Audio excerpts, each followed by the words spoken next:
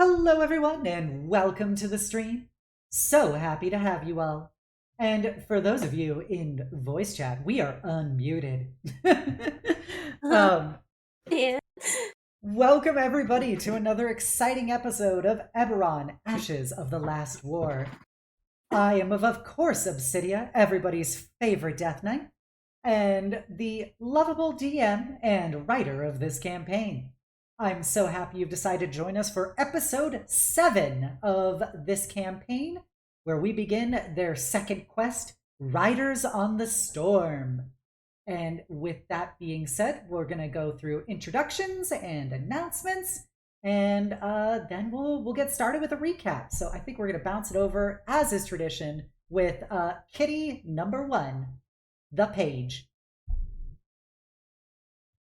When I'm not playing a wizard cat girl, I am Yulia, the Elven Princess Knight, both on Twitch and Twitter as Royal Knight VT. Play a lot of JRPGs, play a lot of Skyrim, doing a lot of Dungeons and Dragons, so very happy to be here. Thank you so much. Always happy to have you here, Yulia.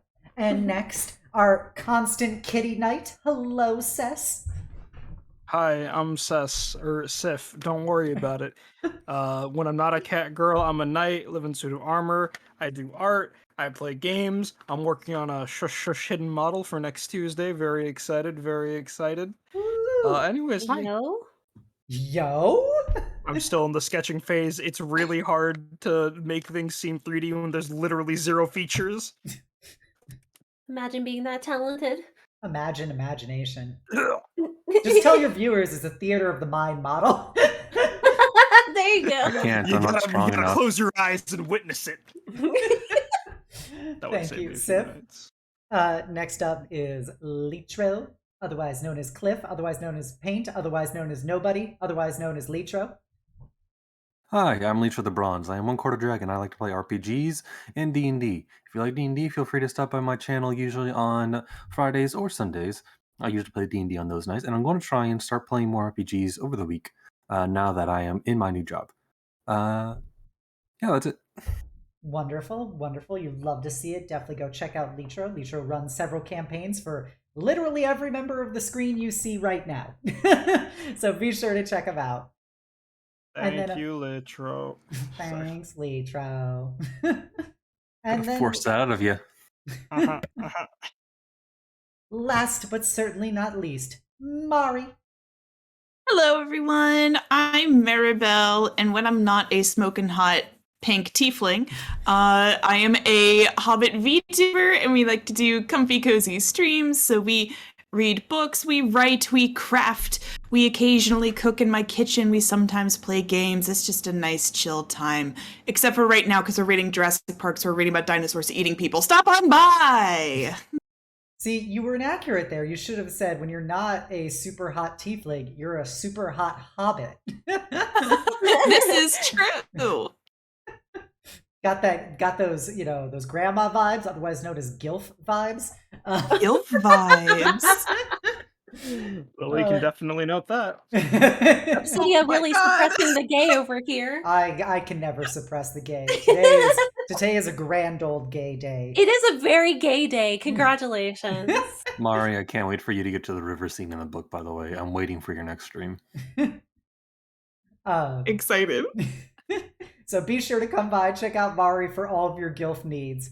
Oh my god. So, for announcements, nothing really. This is, of course, our first day going forward of doing Monday Ashes of the Last War streams. So this will be the norm going forward, assuming nothing happens. Additionally, I have people have expressed interest in hearing me do some voice work. So in the future, one of the things that was hotly demanded was Lily the Goblin reads bedtime stories. So stay tuned for that in the future. I will do some Lily reading bedtime stories. I think the first one I'm gonna do is Go the Fuck to Sleep. A classic. That'll be a very apt choice in this already overcrowded house. Correct. So. But yeah, and so aside from that, hopefully by next session, I will have the artwork for Raiden and Yen done. I commissioned an artist to do it. He gave me the initial sketch of it, which is amazing. So I hope to be able to flash her on screen, much like the wonderful picture brought to you by Mommy Mana of Big Old Snake Mommy. What? Lady Crowtrixia by Mommy Mana, otherwise known as Luna. Be sure to check her out. She brings you such things as Snake Mom and many other great art pieces. So be sure to enjoy it. Yes. I had a Snake Mommy, Snake Mommy, Snake Mommy. And thank you for the Goose Raid. Sky, welcome. So happy to have you. And all of your lovely raiders. We are just getting ready to do the session recap. I hope that you are having a wonderful night, and thank you all for the follows. So previously on Eberron, Ashes of the Last War, our party found themselves engaging in a fabulous dinner night with none other than the Lamia Mommy, Lady Cryotrixia, and her daughter Cleotrixia. They enjoyed delicious food as they made small talk, and things got a little dark at the mention of Lady Cryotrixia's prior husband, i.e. her life-bonded mate, who, as was revealed later, actually died during the War of Independence that Drome waged against Brayland. And she is quite sad about that experience, but she reiterated the importance of love, family, and that no war is worth fighting when it could be meaning more for you to actually defend the things that matter for you, the things you love, and the things that keep you going. This then continued with the Kliff/Paint/Nobody, everybody's favorite pink-haired currently changeling, who was confronted by the fact that Cryotrixia could see through his or whatever form that they chose, which was revealed because she can taste the air and she can taste them, and they all taste the same no matter what form they're in. And this was quite unsettling for our poor little changeling, but they managed to make sure that it was keep the secret under wraps. They then went outside where they met their new servant, Laoli Wei, otherwise known as Lili, a little goblin maid, who showed them to their new house that they started moving into. They started settling in with the then Paint and Jubilee actually starting to paint one of the walls of their room. Unfortunately, later that night, Paint was racked with nightmares by their warlock patron, Kliff, who is also the identity that they assume most of the time. And Kliff made it very clear that Paint's identity of trying to be somebody other than Kliff would not be tolerated going forward. And so accordingly, Kliff had a bit of an emotional breakdown, or Paint had an emotional breakdown, and has now assumed once more the identity of Kliff.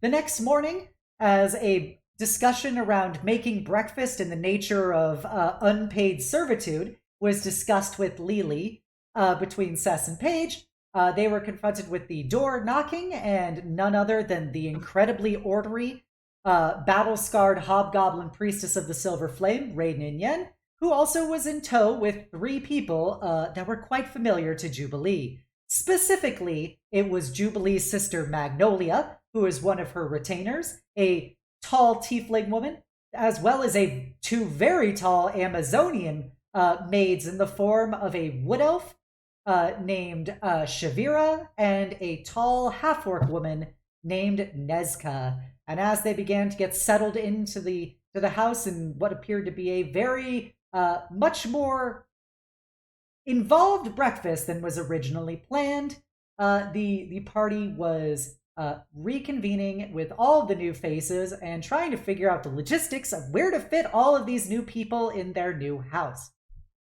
Accordingly, we will pick up with the breakfast talk. So after Kliff emerges from the basement, seemingly playing it off as if there is nothing odd about their change of identity and change of appearance, you are greeted with the sight of a veritable mob of people gathered around the breakfast table, trying to set things up, other people cleaning. Lily eventually darts away from the kitchen, leaving Shavira and Nezka to carry on with the cleaning as she goes downstairs, very much avoiding Kliff whenever possible, and comes back up with some cushions, which she sets up around the coffee table, which she drags from the living room into the dining room. And then she starts frantically shooing all of the assembled people to gather around the dinner table with as many chairs as she can find. And then she puts down some cushions around the coffee table, where she then directs Shavira, Nezka, and herself to sit. They have a kitty table. Oh my Hey, god. The cat table is the best table. Okay. And with that, we'll play music. But yeah, so as people are sitting down, Rain and Yen basically sets up shop at the head of the dinner table, and as Lily is passing out food plates to everybody in cups of coffee or tea, Rain and Yen just starts digging into the food like she don't care. Oh, yes. Thank you, Lily. Of course, Master D. Orien. Whatever you say.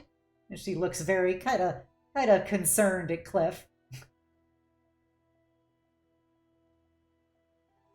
I think that's a bit too formal, right? I mean, Kliff? I mean, I am a D. Orien. It is to be addressed as such, don't you think? I mean, this is how you and Jubilee treat all your servants. You sort of talk down to them. I suppose, Lily, if you wish, you can always call me Kliff.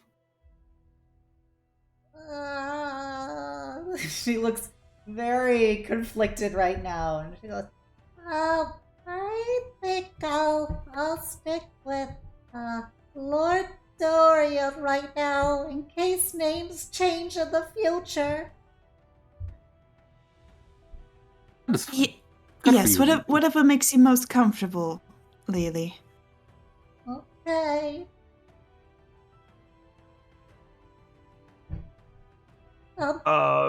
When Lily says names change, I'm going to quickly look at the retainers as well as Jubilee's sister to see if they caught that. Magnolia seems to be very much consumed by looking at this quaint, homely little breakfast arrayed before her, as she sees that there are only one fork, one spoon, one knife in front of her. Very disappointed. And Shavira and Nezka are currently helping Lily pass out the various plates, and then they're going to go sit down at the coffee table and just start eating. They don't seem to be notice anything untoward about this. You see, Magnolia, those of the lower class have actually done something revolutionary of combining several silverware into a single piece. Thus, there was only one fork. I've even heard that some people only have one utensil called a spork. Most fascinating. You know, Kliff, that a sign of noble bearing is the ability to appraise the various utensils put before you to maximize the efficiency of their usage. And just because you use less doesn't mean you use them better. Magnolia, I was hoping you would be more cultured as to learn from the others. Oh, I'm doing my best here to make myself at home. As she looks at Jubilee. Yes, try not to suffer too much from culture clash. What are you eating for breakfast? It is going You to cooked it. No, Lily cooked it. Yeah, it's I gonna... couldn't touch it. She made some eggs, some bacon, as well as some biscuits, and some potatoes O'Brien. I'm getting a bunch of biscuits with the extra dab of honey on all of them. Says, efficiency, huh? And she takes the one fork and jams her, like, every piece of food on that one plate on one fork, she eats it in one bite and just looks at Magnolia. Magnolia looks vaguely horrified at this prospect.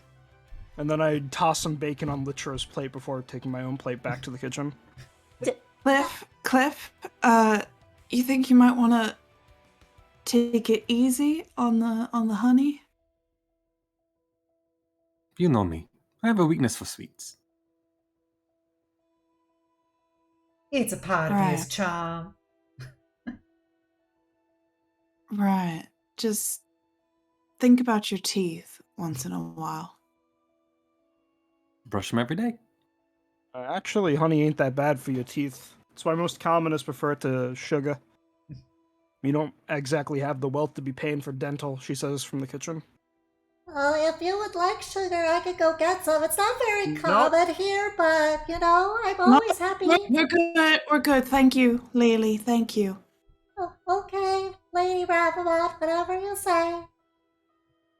Paige is just staring at her food and just eating, like, very quietly. Her tail is, like, poofed. As Ray is just like, basically, she's doing the pose of she has one hand, like, each arm is encircling her plate as she, like, is hunched over, shoveling it into her mouth. She only chews on one side of her mouth, you do notice, because Ray's half of her face is peeled away from burn scars. So she only eats on the side that still has the majority of the cheek skin involved. Ooh. And you see her one crystalline eye, as well as her almost beady red eye, kind of narrows. She looks at all of you and goes, "Well, I bet you were probably wondering. I bet you're probably wondering why I even bothered coming here today." I assume it's not for the breakfast, as I toss the bacon that Seth gave me onto her plate.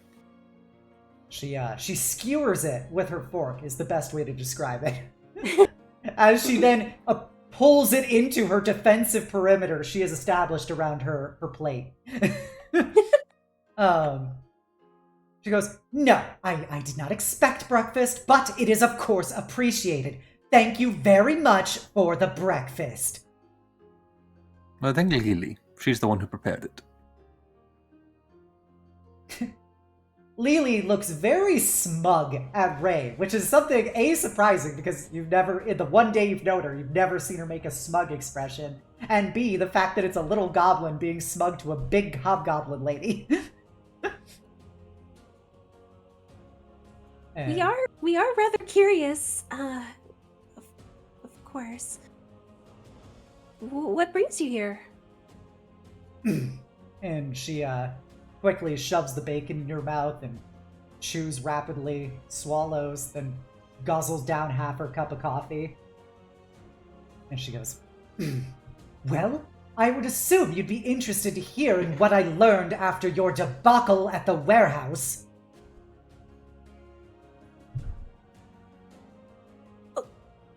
Yes. Yes. Some follow up would be appreciated. Well, good, because luckily enough for you, one of those terrorists actually managed to survive. Apparently he was unconscious when the fire started raging. He was horribly burned by the end of it, but I was able to at least recover him, and through the blessings of the flame, keep him coherent and stable enough to answer my questions. I did try to drag him out, but it can be very difficult when both of your arms are full of, monster children you are trying to save. She shrugs and kind of does a dismissive gesture. It goes, "It is more than he deserved. I'm actually quite familiar with the organization that he and his ilk are a part of." Care to explain then? Yes, well, apparently they were a cell of a heretical, and I would like to clearly reiterate, absolutely hunted down sect of the Silver Flame. known as the Seekers of the Flame. They are absolute apostates who believe in the corruption of the Holy Church, as well as they think that the Keeper of the Flame is a hoax, and they follow some kind of false prophet known as the Seeker. And for what would be particularly of interest to you all is they adhere to the old ways of the church and don't understand the new and bright line progress that we have achieved. Oh, so our first guest actually wasn't too far off. Turns out all the investigation wasn't for nothing, and we aren't complete morons. Well, let's not speak too quickly. As she gets a Would you very... like me to slow down like this, then? She gives you... I sorry. I bap Kliff on the top of his head and put more bacon on his plate. I toss it back to our guest. I'm gonna interfere. We made a deal, right? You need healthier. Anyway, sorry, Ray. Go ahead. She grunts and goes, "Yes, you should listen to somebody more mature than yourself. As I was saying, they had apparently been infiltrating Greywall and were intending to abscond with these various local children in order to assist their diabolical plots of manipulation, subversion, and interrogation. Apparently all of these people that they had been taking are a part of monstrous races that have powers to either delude, intoxicate, or charm people that come into contact with them.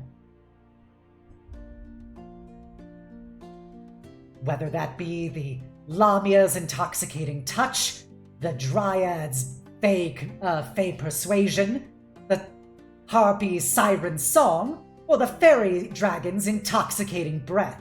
They apparently were seeking to traffic them and then abuse them and indoctrinate them to follow their decrees to assist them in whatever malign purposes that they intended for them. With such a power, can you speculate what they were trying to intend to do? I cannot wrap my head around the thought processes of traitors and heretics. From what I would gather, they would continue with what they've always done. Massacres, torturing of civilians, terrorist attacks, and sabotage as they further their plan to try and destabilize our church and take it over for whatever ungodly and unholy purposes that they truly have in their blasphemous hearts.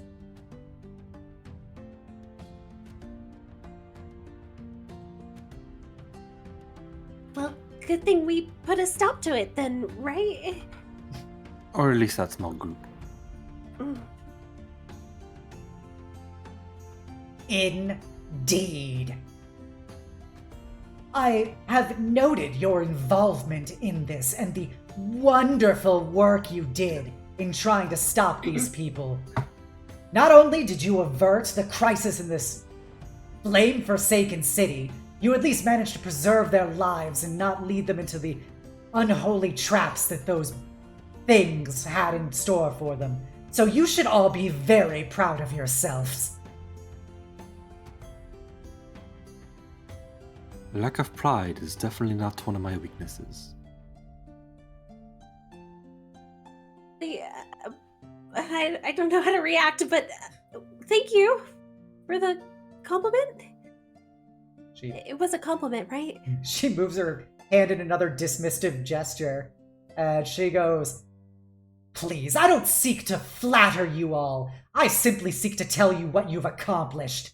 Hopefully in the future, you can proceed to be a little less destructive in your attempts to save lives. Or maybe next time I wouldn't be able to save these people, and that would be another person on your conscience, because you would have to live every day knowing that you don't even know why these people were taken." We're deeply sorry, but our friend Jubilee here has a bit of a short fuse. That's not the... I put my hand on Jubilee's shoulder and speak up. I believe what Kliff is trying to say is we're thankful for your help in a situation we could not avoid. We weren't aware of the dangers in that warehouse, and personally, I think it's kind of crazy for them to keep fragile hostages in a building that could light up with just a match. But yeah, no, we appreciate what you've done, Ray. Really. Well, apparently, they didn't intend to be discovered. Their plan was to plant that alchemist fire across portions of the city to create massive destruction to further exacerbate the issues between the locals and the people of the kingdoms.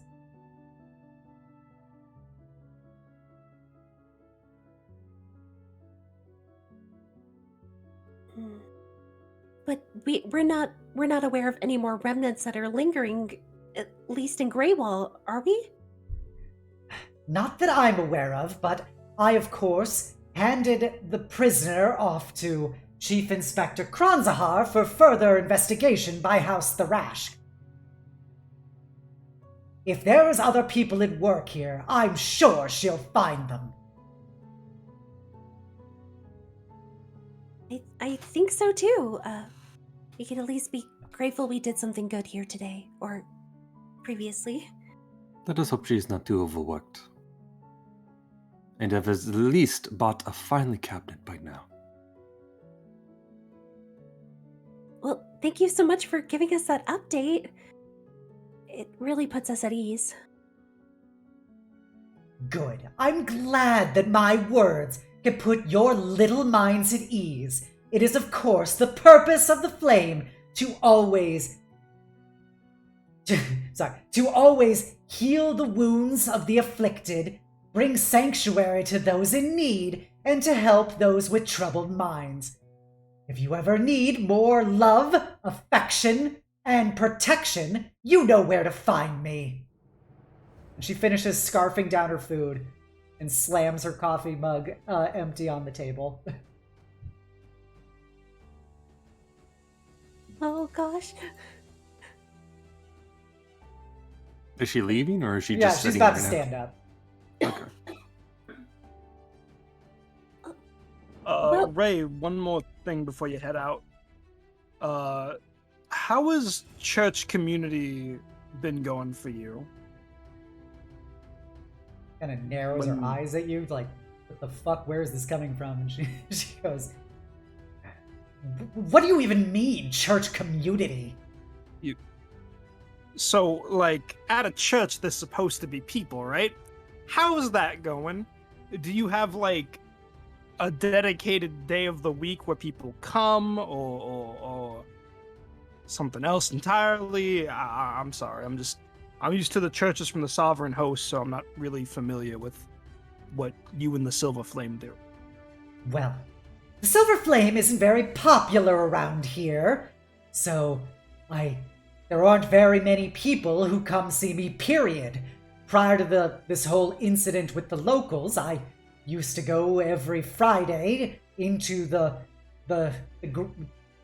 local part of Greywall, and I would try and feed any who need it and heal any who require it, but they're always under the watchful gaze of Hecate and her followers. But at least if I can help any of these godless heathens, then I would say I'm doing something good. Okay, noted. Are you doing that again this week, or you just stopped doing it because of the recent transgressions?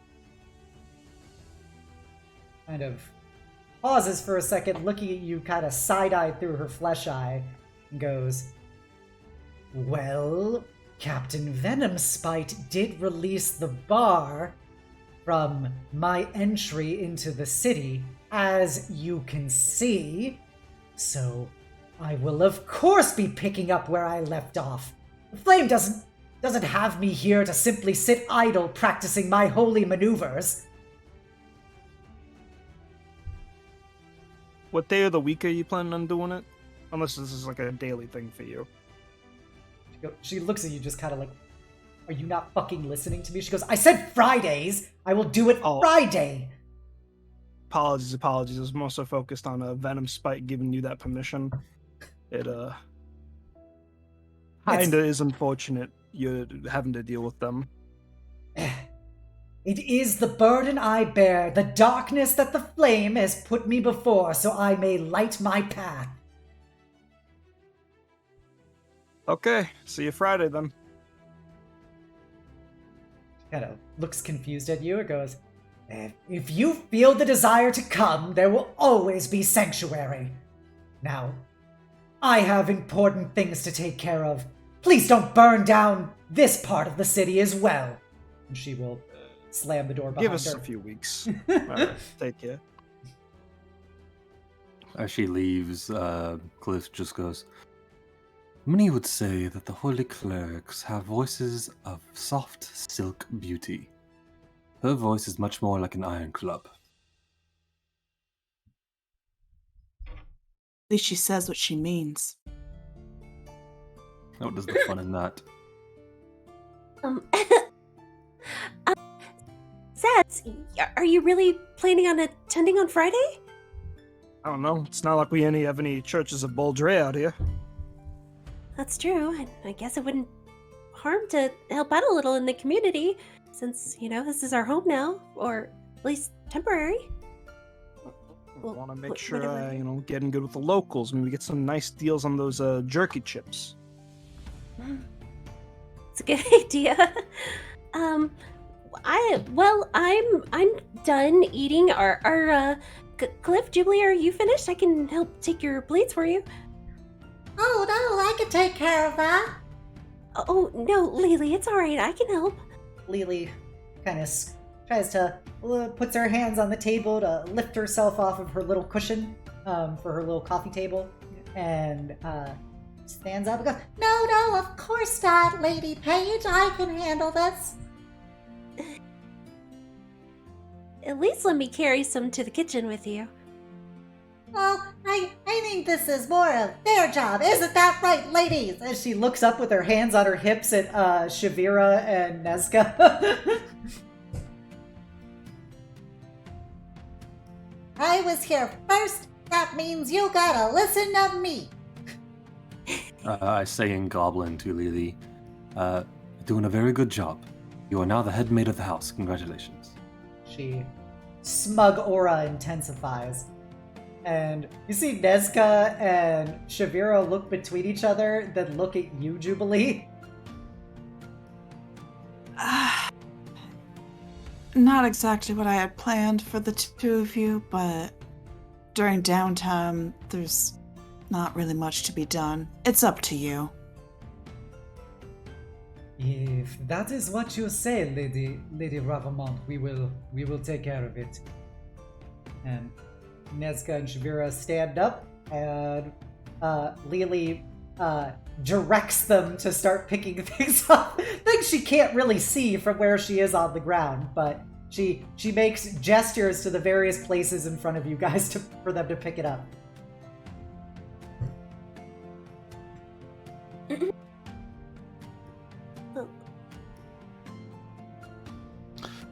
Speaking of which, you all will need accommodations now. I don't believe I wish to have the basement room anymore, so I suppose that could be yours. Maybe Jubilee, Page, and I could clean out your room. Just, us three.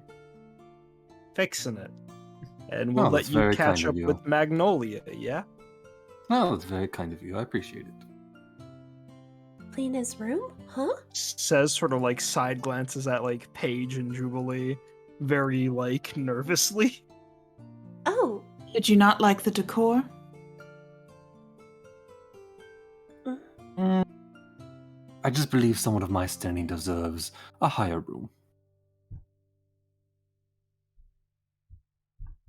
Right. Well, that'll keep us busy this morning.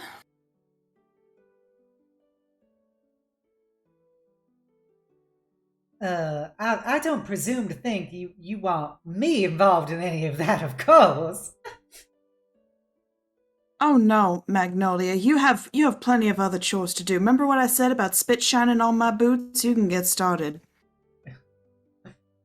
You can't be serious, Juby. Don't worry, Magnolia. I will be here to keep you company. Well, I guess if I have company.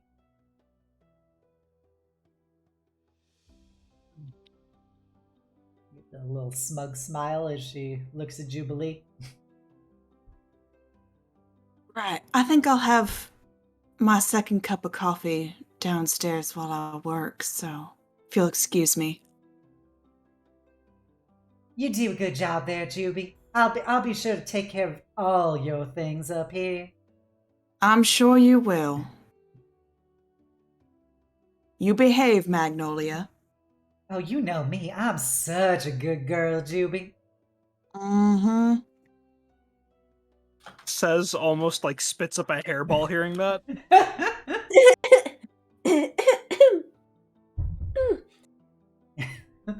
Okay, yeah, sure, let's go help. Lily, can I get a refill of my coffee before I go downstairs? Oh, of course, Lady Ravelot. Thank you. Please, ladies, please step away from the coffee. She like kind of taps Shavira's leg and makes her stand to the side as she then, takes out a little stool to get on top of it to pour another cup of coffee. And then she puts the stool away and scampers over to you and hands you the cup of coffee. Thank you very much. And I'll start to head downstairs. Of course, Lady Ravelot. Just feel free to shout if you need anything. Will do. All right, now these plates won't clean themselves. Says is actively blocking the door to Paint's room as we go down. Gonna look over at Paige and Jubilee and says, all right, listen. So, what was in here scared the shit out of Lily. And what was in here definitely unnerved me. Now, I threw some paint on it to cover it up, kind of, but you could still make it out. It's real. I'm just... Please steel yourselves. You too good? I didn't think my paint job was that bad. Right, I'm confused. What is happening? What's going on with Kliff? Well, all right, by all means, Jubilee, if you'd like. Well, she's gonna peer over her shoulder just to make sure they are not within earshot of Kliff and Magnolia, and just... Last night, I said to Kliff that I understand the difficult circumstances that they come from, so if they made the decision to continue living as Kliff, I would understand. So... Okay, so, you mean like him choosing to be like that, right? Yes. So, I don't understand how any of that face shit works or what's going on in his head, but, something tells me there's a little more going on. I'm going to open the door triumphantly and hope that, that godforsaken mess on the wall is still there. Yeah. The black smeared wall with your recent black splotch across it is still there. What little is left, you can still make out what looks to be paint crying at the bottom of a well as it fills up with rocks and stones.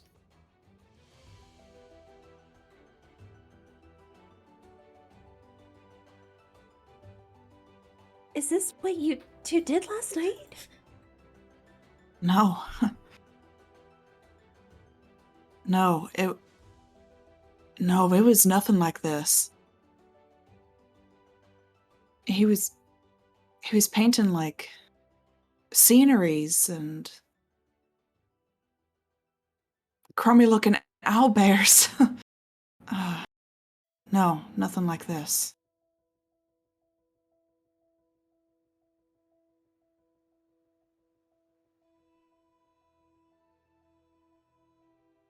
Probably something I'd like to do more research on.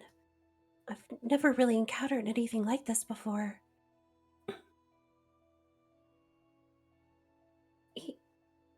But you mentioned Well, he has that child, the real Kliff.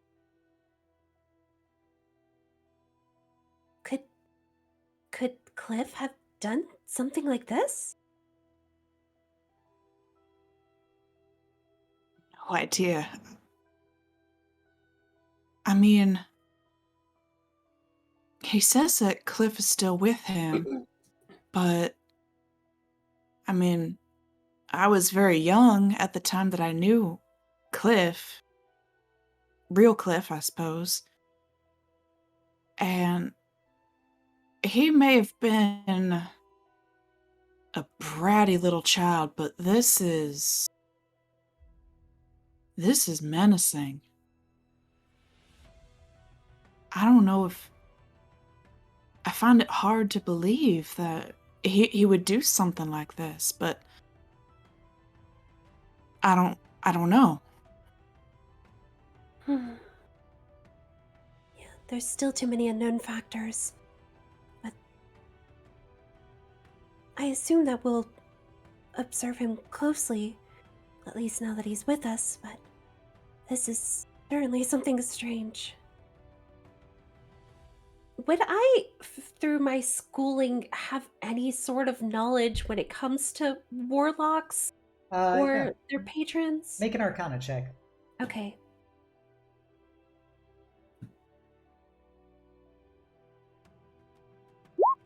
Uh, 16. Okay. You know that warlock patrons are a thing. Unlike you, who is able to learn how to do magic, apparently warlocks are generally frowned upon by most magical society as basically a cheat code of sugar babies with no real talent. Because they make deals with various powers in order to gain a fraction of magical might because of it.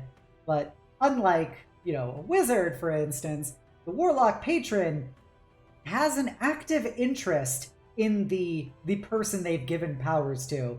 And depending on how intimate a connection it is, a patron can be quite present to a given warlock. You know that there are lots of different types of patrons. You don't really know what's the fundamental difference between them, but people have there's fiends that people make deals with, there's fey entities people make deals with, there's dragons, liches, etc. It's a whole swath of people. That's any sufficiently magical entity can be able to give powers to basically anyone. But because their powers come from a specific entity, that entity has a lot of say in what that person does. So that's kind of the gist of what you know with a 16. Okay. I can't really say for certain, but given the current factors, it might be something a little otherworldly. A patron, perhaps? I don't know how a child could possibly be linked to it, but I think it... I mean, Kliff had magic, but he wasn't. I mean, he was a kid. He wasn't some mystical being. Oh, but he's certainly been able to grow over time, correct? Assuming, nobody, Kliff, has powers as well. I mean, anything is truly possible, but I can't say for certain whether it's correct or not. I still know too little. I have my suspicions.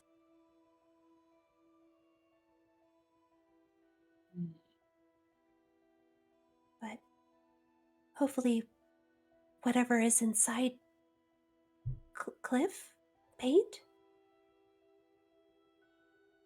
isn't bad or evil. It could possibly be, but in considering this wall, I don't think it's a good thing.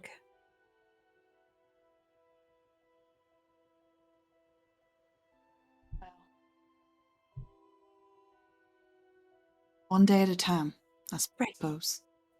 Yes, I'll make sure to do some research. I want to find a way to help him. That's real good of you, Paige. I mean, uh, new friends, right? We're gonna travel together. We should work towards our best interests, which includes trying to fix this wall. So, Since Sess has been quiet while you guys are talking, she's just been painting over it with the black paint. it'll be okay. Oh, it's going to be so uneven. Listen. If you got a problem with it, get your blue head down here and do it yourself. This is me talking, not any of my characters. Yeah, well, I know paint would think this. Angles are hard. It's okay. I'll help. Well, I suppose, our numbers are growing a lot quicker than I thought they would. I guess, if you two don't mind, my gals, they can stay down here, and I do have the biggest room right now. You two can... the three of us could share a room. You think your sister would mind us being in the same room? There's a lot of things she does mind. She can get over it. Right, if you say so. In the meanwhile, we, hopefully after the next job, which I also hope is soon, we, might need to see about expanding this house early. I think so. Maybe a nice little shed, training area. Have you heard of these guard? things called jacuzzis? I think they're referred to as jacuzzis. Yeah, those sound nice. I don't know what they are, but it's a nice name. It's got to be good, yeah? Well, you think about it like a bath, and the water is just flowing the whole time, like you're in a very aggressive river, and it's very comforting. It's nice. Aggressive river and comforting. I wouldn't normally put those two together.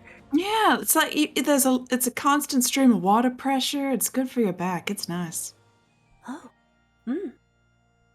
sounds nice. It does. Yeah, we'll get us one of those. Maybe expand the garden a little bit. I'd like that.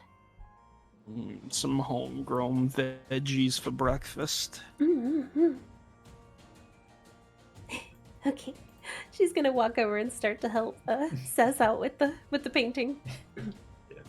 Kliff I finish my coffee first, and then I join. Alright, so as you guys paint, to put it in context, we are going to do a series of vignettes to represent some various, rather than play out every single day, as much as we all love the slice of life experience of Ashes: The Last War. So I talked to the players ahead of time, and so they've outlined some particular interactions they want to have happen over the next week of in-game time to lead up to the issuing of their next quest.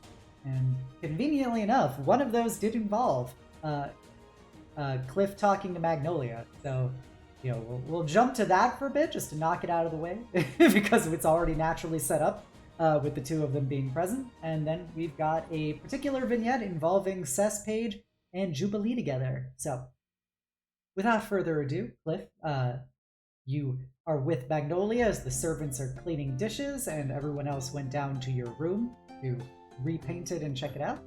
And Magnolia is just kind of giving you a little smirky smile. Magnolia, how long have we known each other? Oh, it's been a long time, ever since we were kids. Ever since I used to tag along behind Juby, as she would hang out with you guys. But, I ain't a child anymore. I want you to know that real clear, Kliff. Oh, I can see that. I am sad to say this though, but Me and Jubilee haven't been as close lately as we used to be. You see, she tried to take something of mine quite recently. Really? That doesn't sound like Juby. He doesn't normally take anything from anyone except for shit from, Daddy.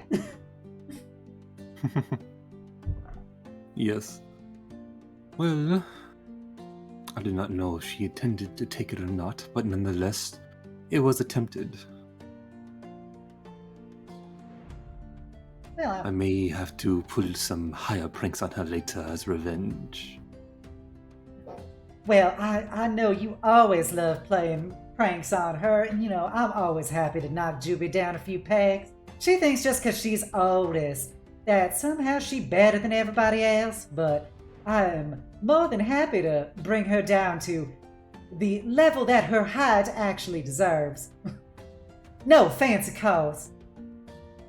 Well, of course. And that is excellent news. Magnolia, if you could tell me just what might be some of the perfect pranks to play on her, I would so enjoy. Tell me, what does she most hate?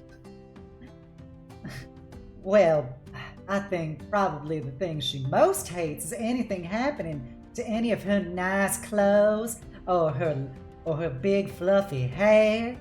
I know she puts so much work in that when she ain't working that if anything were to happen to them, oh man, her face would be all kinds of red. I am already getting ideas. Oh, please feel free to include me. Perhaps.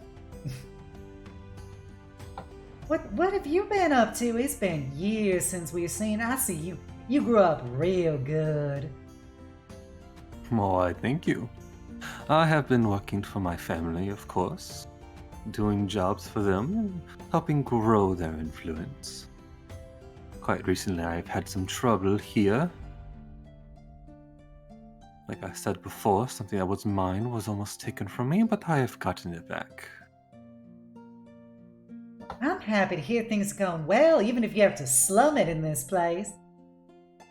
If anything, I think it is making me stronger. I don't understand that, but if it works for you, I know that you Orien types are cut from a different cloth. Well, I appreciate that. The might of the Oriens is on my shoulders, and as the family heir, I do need to set a great example. The burdens of being the firstborn of your particular family. It's a damn shame that Juby is ours, leaving me here second fiddle. Sure, there's always room to improve. Well, I have a feeling Juby will eventually make her own mistakes, and obviously at that point I think that the student becomes the master of the fine arts of training. And she kind of flexes her muscles like, I'm ready. See, I can't wait to see. Perhaps you and I can go for a sparring session sometime. Until then, I am going to scout up the above rooms to see which one would be more my size. Okay, well, don't make yourself a stranger. And she winks at you. And she's fiddling her hair in with one of her fingers. I just give a smirk and walk upstairs. Okay. And with that, we can safely transition to the next of our little stories over the next week, which I believe was actually going to be organized between Cess, Paige, and Jubilee. Would you like to elaborate about that?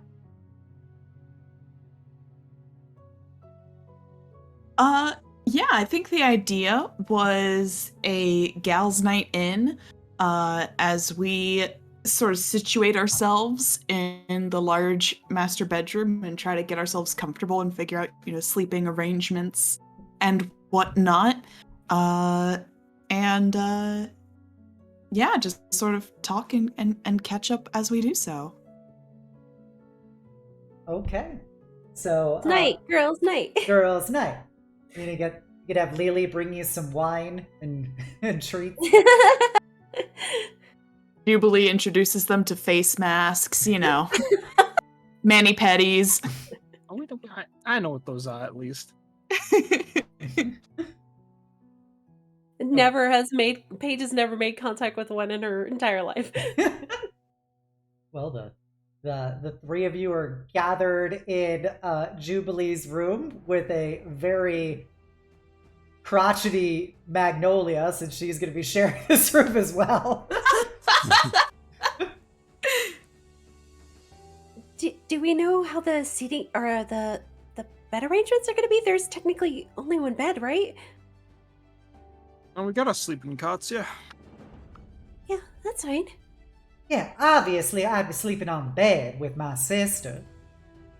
I think it'd be only fair if we had some sort of rotating system. It's not fair if my sister and I hog the bed the whole time. Actually, what I thought was fair was that we all used sleeping cots and no one used the bed. And, in typical fashion, we just put extra stuff on the bed, like clothes that won't fit in the closet. Now looking at the closet now overfilled between says Jubilee and Magnolia's clothes, and like 2 extra uniforms of Paige's. There's so much pink in that closet. Oh, I can take my stuff out of the closet. I mean, I guess, but we could use the bed for that, and then we all have sleeping. I mean, there's no way. I mean, Jubilee, I know you have a sleeping cot, but your sister does too, right? I mean, she came out here to be an adventuress, so yeah. Right, Magnolia? You don't mind roughing it a little bit. But that's crazy. We have a bed. Why wouldn't we sleep in the bed? Why would we sleep on a cot? What even is that? Does that even work? How did your back get supported? Oh, well, Get yourself the half of the bed is throw pillows. Pick one, stick it under your back. It does feel a little sad though to let a whole mattress to go to waste. I'd feel bad. I mean, we already have cots, so and you're used to sleeping on the bed. I honestly don't mind. See, this girl, she got a good head on her shoulders. No. You two. No. See, we're gonna do what's fair. One way or another. Either we all get cots, or we have a rotating system. Jubilee? Wait a minute. This bed's on a stand, yeah? Yeah, it's got like a bed. I'm taking the mattress off the stand. Y'all want to make a... Have you all made a pillow fort before? I feel some voice in the back of my skull bringing up as an idea, and I like it. I mean, we used to have some exercises in trench digging. Is that what we're talking about here? Yeah, I could dig a trench. Huh? Well, Do we need to fortify this bedroom? Because I think we get some wood from downstairs, maybe some hammers and nails, and we could make this place a nice, proper, defensible position. have you all ever had a pillow fight before? I mean, we've had fights. We spar all the time. Pillow seems a rather ineffective choice, though. Yeah, why would you use a pillow to fight? Why not a knife or a sword or a club? No. Go ahead, sis. Go ahead. It's more for just like playing around. It's not supposed to be harmful. I fail to see the point in such an exercise. Yeah, when we played around, we always used real weapons. How else you be prepared when for somebody come at you? Well, unfortunately, I don't even think this is a poor person. I think this is just a normal person thing. Most people don't actually have their kids raised with weapons. I learned because I had to make a paycheck, but me. It's not like I stab Paige for fun before bed. No, she doesn't. I can. Oh, no, that'd be weird. Why would you do that to your sister? Yeah, why would you do that before bed? You know what? Just put the stand up. Me and Paige will put together the blanket fort, and you two can watch and learn. All right. Yeah. Seems weird, but okay. All right, now, Maggie, do you want the aloe vera mask or the activated charcoal? Oh, you know how I feel about activated charcoal, Juby. All right. We're just Charcoal? gonna put on face masks Yeah. while you do the work. She goes, and what I color got- you I got a thinking today for skincare your kit. nails? It's okay. I've taken a little bit of engineering. I can definitely get us the most efficient fort. Yeah. I'm just sort of like taking everyone's cots and slapping them adjacent to the mattress to expand sleeping space. But I got no idea how those height things work, how the blankets work. I could never get them right.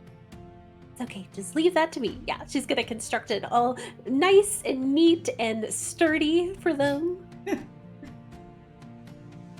I got some skincare in my kit, and I got the moisturizer I give you, Paige. But I get the feeling you're gonna try a whole lot more than usual tonight, yeah? Oh well, I mean, if you want, I think there's a few things that I could show you. Would you be fine with that? I mean, like, I got a few basic things. I got like some basic, like, she pulls out like a pile of face masks, like the kind that like they hand out for free on the streets. Magnolia looks Like, horrified. face lotion. I mean, those will do just fine in a pinch, but I swear, once you try one of these masks, one of these ones, you won't want to go back.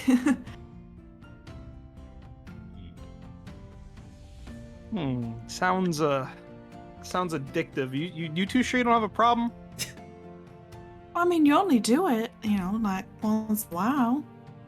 I gotta keep myself hydrated. Yeah, you think good skin is a Hydrated, problem? moisturized. Yeah. You're I mean, not- what did you think I did after I burned down that warehouse? Oh my goodness. I just thought Oh you my- would. I just thought you sort of like woke up like that. I mean, obviously, morning routine, but like, I don't know. You're pretty. That's kind of the only way I've seen you. Wait, Oh. we can see you this morning without your makeup. Jubilee suddenly looks horrified at this realization. You don't actually drink the mask, right? You said No. you mentioned the hydration. Everybody looks no, terrified. for your skin. No, your skin. You Uh-huh. hydrate your skin. You Please know don't how- drink it. You know how like during the cold months in Shan, I made you put lip balm on so your lips don't crack? Mm-hmm. It's like that for your skin. Oh, well, I mean, my skin is okay, right? She's like pinching, like pulling up her cheeks a little bit. How does your skin feel? Are you I- dry skin? Are you Yeah, telling so are you telling dry. me you've never done anything for your skin? Hey, do you just naturally look like that? Huh? Oh, I mean, I use soap and water on my face. Oh my god. It's so unfair. That is illegal. How could somebody so poor be so good looking? Ama did that. Our mother was very beautiful. Oh, well, so is, our mama's quite the specimen herself, but unfortunately, this pink skin comes at a cost. You gotta keep it nice and dewy. Yeah, You're beautiful, Jubilee. Thank you. You know what would really mess with Kliff? And also because I just want to see it. Just go a whole day without makeup. See if he even recognizes you. Oh no, I don't know if I could do that. how could you even be seen without makeup on a whole day? What would people think? I don't know. Do people think a lot about it? Seems like an arbitrary task. It kind of gets in the Okay. middle of their day. I mean, okay, hold on. It's allowed. It's okay. I sometimes, put on a little blush and I paint my nails, for occasions. I had a life outside the pits, sis. Makeup good. Just, maybe not a daily thing. Says is not like imagining like both of like Jubilee and Magnolia's parents like just caked with makeup for their dewy skin. It's like full on 18th avant-garde like white powdered faces with bright red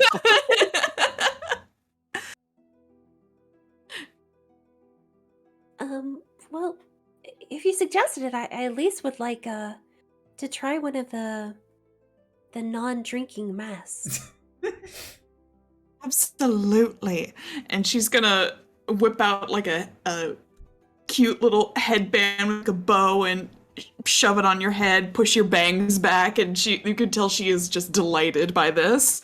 Mixing up that mask. Oh, Juby, we gotta do a little makeover for her. She never been properly done up before. I mean, but nothing too much, cause Paige already looks so gosh darn good as it is. It's just not fair. It is wildly unfair. She is cleaning her glasses like feverishly. Yeah, I'll start picking out a good color for her. And I'll get out the cotton balls. Are you sure it's okay? This is fine, right? Oh, it's perfectly fine. I just slap a gratuitous amount of mask on you. It's my nail cold. paint It's on your cold. face. Wait, it's cold. Andrew, I'm sorry. Yeah, it'll be cold. It'll be a little chilly. I'm getting the nail paint set out. Yep. Now- Thinking a bumblebee pattern, maybe some bumblebee polka dots on the nails. Oh, that'd be cute. Oh, that would be so cute. Her face is so red. Her tail is so poofy. Oh, we can't see the face. Can't We see can't see the the blood. Yeah. You have activated charcoal on your face right now. I can't move my face. What's wrong with my face? It'll This be is fine. normal. It'll be fine. You're doing great. I'll take her toes if you want to do her hands. Mm-hmm. She's like as stiff as a board right now. Has her hands like spread out like really awkwardly. Oh, don't worry, sis. We got the and I take out those like my mom has these like foam things that she puts between her fingers to like spread them out while nail painting. I'm assuming Sis would have something like that. Yeah, well, Magnolia was also getting out some cotton balls to put between like toes and stuff.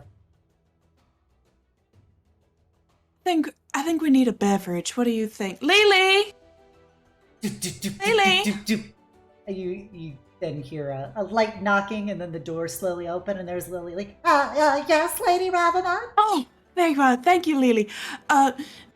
We're having a bit of a girls' night in. Could you fetch a couple of bottles of wine from the basement, please? Oh, absolutely. Do you have a preference, red or white? A bit of both, please. Maybe a rosé too. Oh, okay. I'll be right back. Anybody else like anything while I'm gone?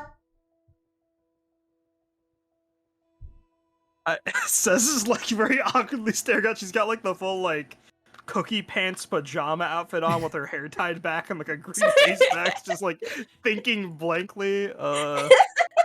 Snacks would be good. Oh, some. I don't know if we have any cheese or jerky bits to go with the wine.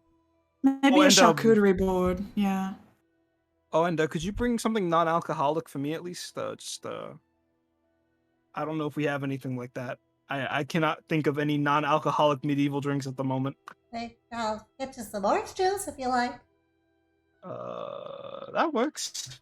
Okay, it's gonna take a couple trips because I can only carry so much, but I will start on You know what, Lily? I will go with you. No, it's perfectly fine. I'll go get the other maids to help. My nails are done. I will come with you. It'll be easy, one trip in and out, just real quick, adventure, Lily puts her hands on her hips as she looks up at you and goes, Sass, I said I would take care of this with the other maid. You enjoy your time tonight with your friends and leave all of this to me.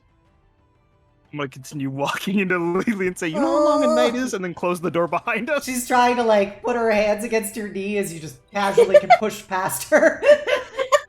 I'm not trying to shove her, like, Yeah. I'll like step over her. It's like she's sliding back, like Yeah, basically. Sis is just walking. Oh, Sis' is massive. Lily's really starting to stand up for herself. It's so nice to see. It is. Also, Paige is almost blind at this point. She does not have her glasses. Glasses off, mask on, being painted currently. Everything's a big blur. Now, how you feeling, Paige? Is it drying okay? I think so. It's kind of hard to move my mouth a little bit. All right, that's good. That's good. Does that mean it's working? Yep, it's working. It feels kind of weird. I'm not sure how I feel about this, but it feels nice. Your skin will be just smooth as a baby's bottom after this. It'll be glowing. Baby's butts voice. glow? It'll be glowing. Lily just knows what's happening in the house. Yeah, all the Lily time. always knows. She knows everything. I've She got has three secret female passages characters that in this house. She has secret passages and she can peep in all the rooms through holes in the walls. Yep. Currently, constant scrying. Yep. You're telling me you never, took the time to, like, pamper yourself even just a little bit? I have a lot to do. I mean, Oh, so do I. I mean, I work a pretty tough gig. Well, I did, anyway. of course. No, I didn't mean anything by that, of course. I just meant it was never a priority. I mean, you look so beautiful all the time. You have an image. I mean, Well, Mhm. gotta keep up appearances, But you like it, right? You don't... Is this Oh, something you enjoy?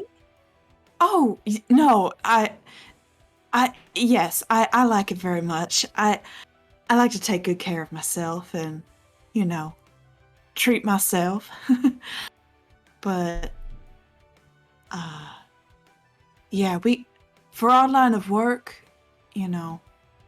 being seen with noble households and all that, they do expect you to look the part as well. So Like- whether I liked it or not, it wouldn't really matter. That's a lot of pressure. I'm sorry, I never considered that before. Well, you get used to it, ain't that right, Maggie? Oh, of course. It comes with living in the lap of luxury. You gotta earn that right. We make sure to fight and do everything we need to do properly to uphold the family honor as well as our professionalism.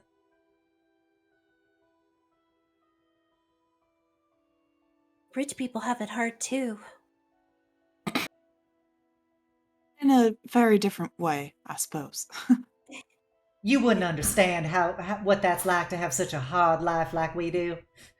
Well, now say it, Maggie. That's unkind.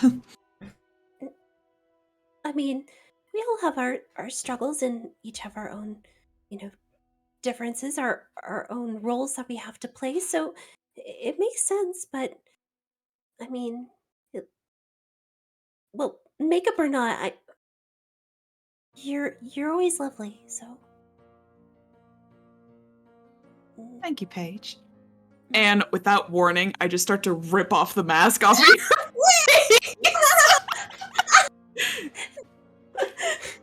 It comes off easier when you're not expecting it. I hope her whiskers are okay. Lesson Put a- 1 about beauty. You must be prepared for anything at any time. Put a nice cool washcloth on your face. oh, that is that supposed to happen? Oh yes, it hurts like the dickens. Pain is beauty is really painful. It can be, darling, it can be. But look at your paws. They're so much better kept now. Oh, she kind of touches her face a little bit, like it does feel smoother. Mm-hmm. I could not quite compare it to a child's bottom because I've never touched one before, but I will take your word for it. Are you the youngest of the two of you? No, I'm older. She. Oh, Oh. I really wish I was in there right now. Then come I back guess in. I could sense it based on your level of maturity, and your clear intelligence.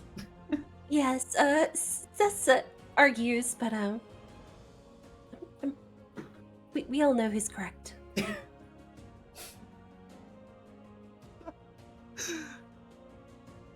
Let me know when I come back. Yeah, I think at this point you and Lily can come back with the drinks and snacks.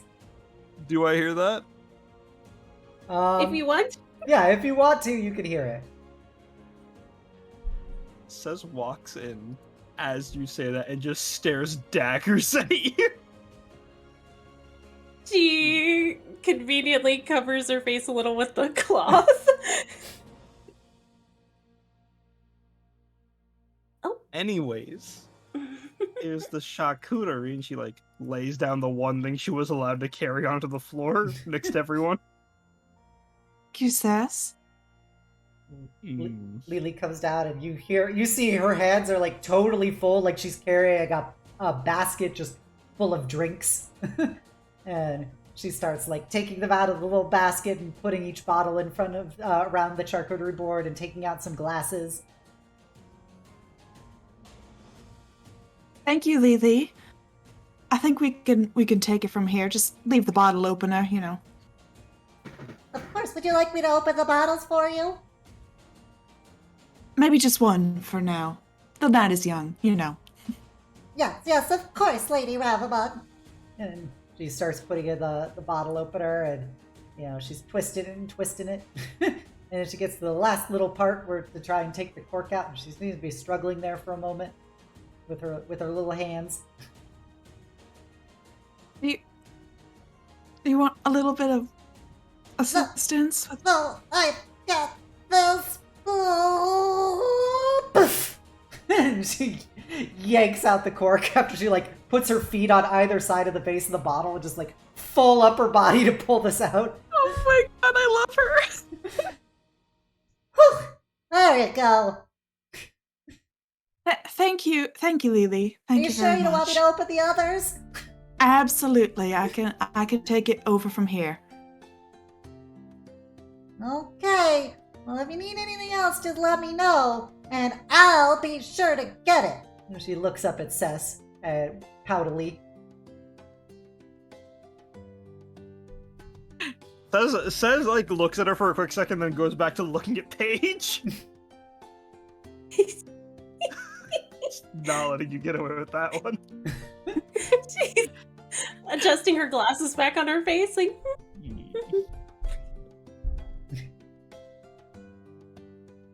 Well, And by this point, her nails should be done, right? Yep, Everyone's. Yep, your nails are all pretty in a little bumblebee pattern. She's doing that whole thing where she like sticks her hands out, like looks at them, and like moves her fingers around a little. you right? It's adorable. Yes, thank you. Oh, that reminds me. And then says quickly, and just one take rips off her face mask. Yeah. Are you okay? Yeah, that's. What? It hurts so much. What are you? Huh? The What do you mean mask. What? She goes over and like touches your face. Like, do you have no feeling in your cheeks? No, I have feeling, big sis. Just an older sister looking out for her younger one. Don't worry, I'm sure all the aunties back home will be glad to hear how much care you've taken of me during this whole trip. I think at this point, Jubilee is in hostess mode and is pouring everyone a glass of wine, orange juice in Cess's case, and hands it to each of them. Just, well, I'm real grateful for, the opportunity that we have. It may be a little cramped, but I feel like, we've known each other for a while, but I haven't really taken the time to really get to know you two, and I do apologize for that, but if we're going to be working together and living together, I thought this would be a nice opportunity.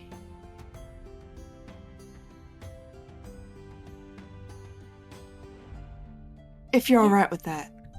Of course, yes. I mean, I understand discretion is key. We don't have to That's fine, talk that's about fine. anything. As long as we're all being honest and truthful and straightforward with one another. Of course. I believe what Sess is trying to imply is a discrepancy between ages, between us.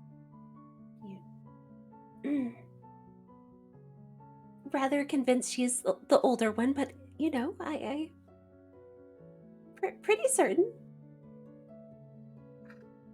We literally are twins. I mean, look at us. We're twins. Yeah. Yes, but one has to come out before the other. That's just the way the body works. Were you aware enough to know if you came out first or not? I mean, I am certain Mother has told me before that I was the first one. That explains why you two are so close. Yes, and you and your sister as well. It's nice to, hang out sister to sister to sister to sister. Yeah, we haven't done this in a while, have we, Maggie? Too long.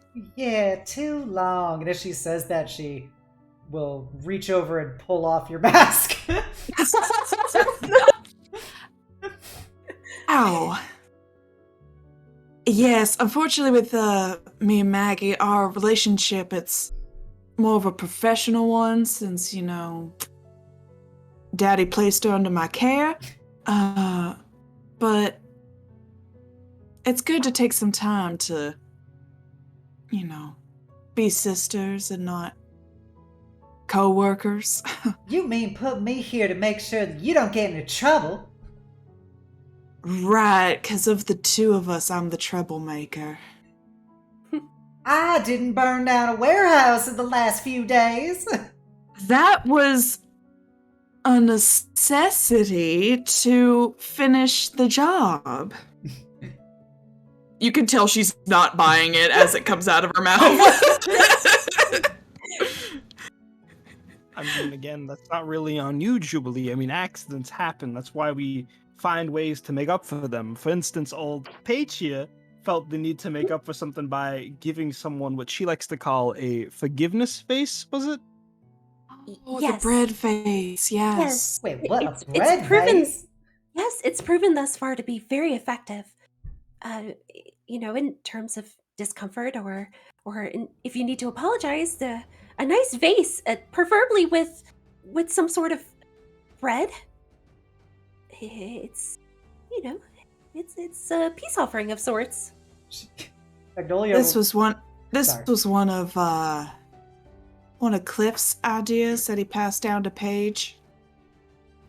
Oh, it one of Kliff's ideas. I was about to say, is this some kind of peasant joke I'm too rich to understand?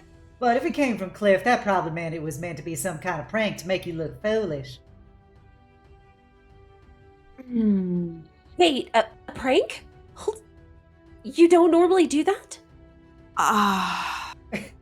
She's not being serious, is she, Juby? Her maturity and wisdom knows bounds, She humored him clearly, yes? Absolutely. She saw right through Kliff's foolishness and tried to one-up him by actually doing it. Looking between the two, like wide-eyed. Says actively has the look of, I'm going to gas you up so hard so that when you mess up, it'll be hilarious. Right. Right. He has a joke. I'm known to be quite hilarious.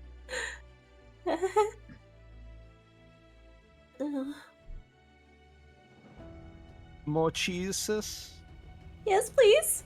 You've always been good at cutting it. I say passing her the Oh plate. my god. She takes a sip of the wine. A little faster than she should have.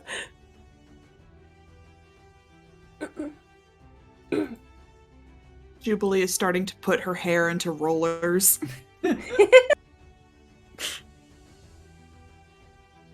Now, twins, right? So, is it just you two siblings, or? I mean, just us and some other neighborhood brats. Wow, small family. Yeah. Myself really- and Maggie, we have.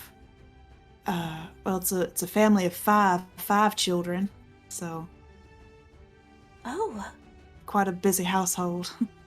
I'm sure it's never boring, though. No, it is not.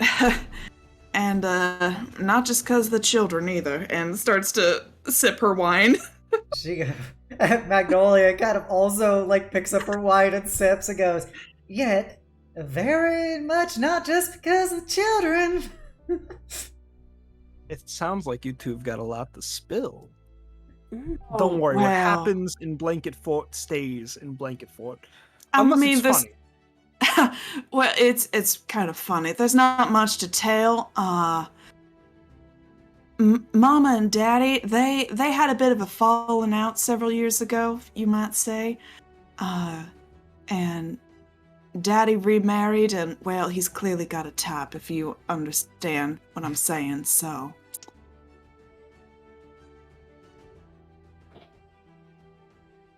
I'm We're not- following. Oh, go ahead.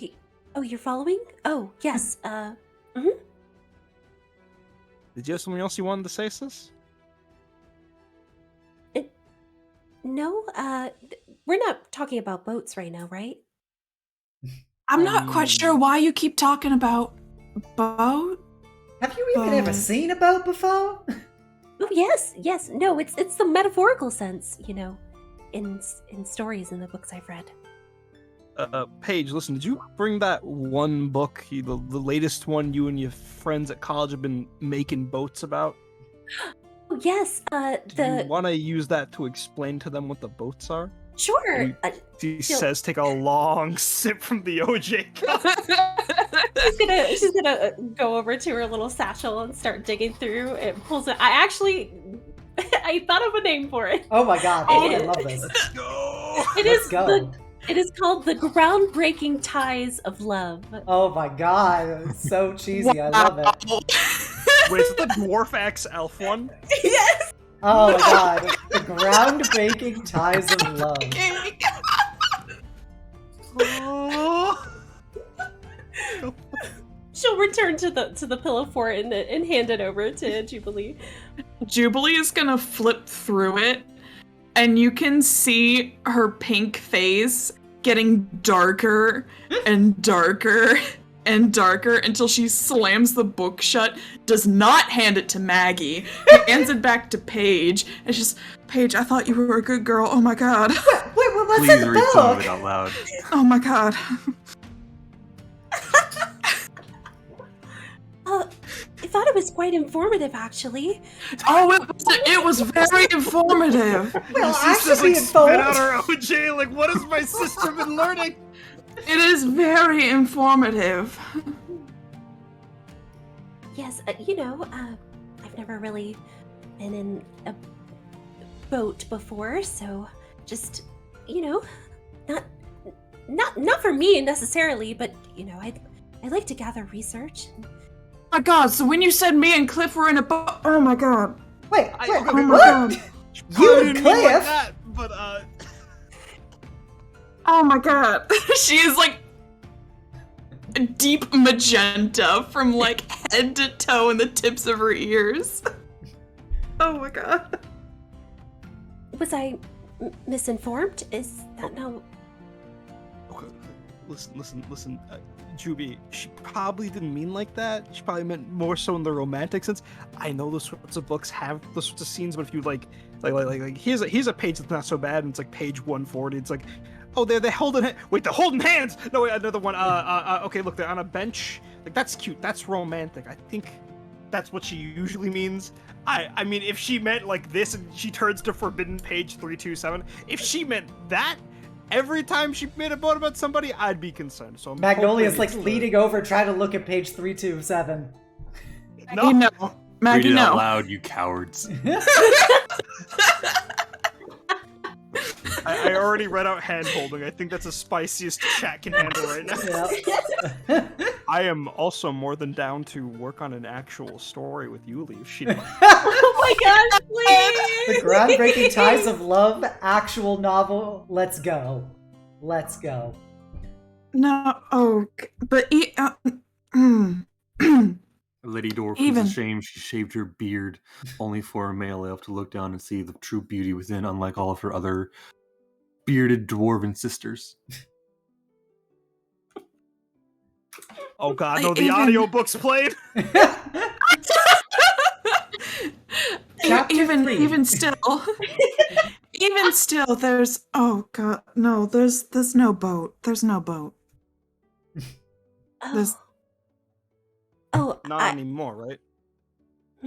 no that You threw that key to the boat back to him, right? I don't know if There boats have was- keys, but there was never a boat. Oh, I'm sorry. I was misinformed. I didn't mean to make it awkward. No, it's fine. Yeah, no. I mean, we've known each other, sort of, a while. No, I guess I can't even say that anymore. I mean, you've known each other, but this recent change of events has has you really re-examining things. That's a good way to put it, right, Magnolia? Wait, what are you all It's like talking fucking- about? What's wrong with Kliff? Oh, you just know how Kliff is. He's flatty and indecisive, and And? two-faced. Oh, Well, I wouldn't necessarily say that about Kliff. I think he's actually pretty nice. He I didn't was say getting he nicer. wasn't. I didn't say he wasn't nice, but yeah, there's.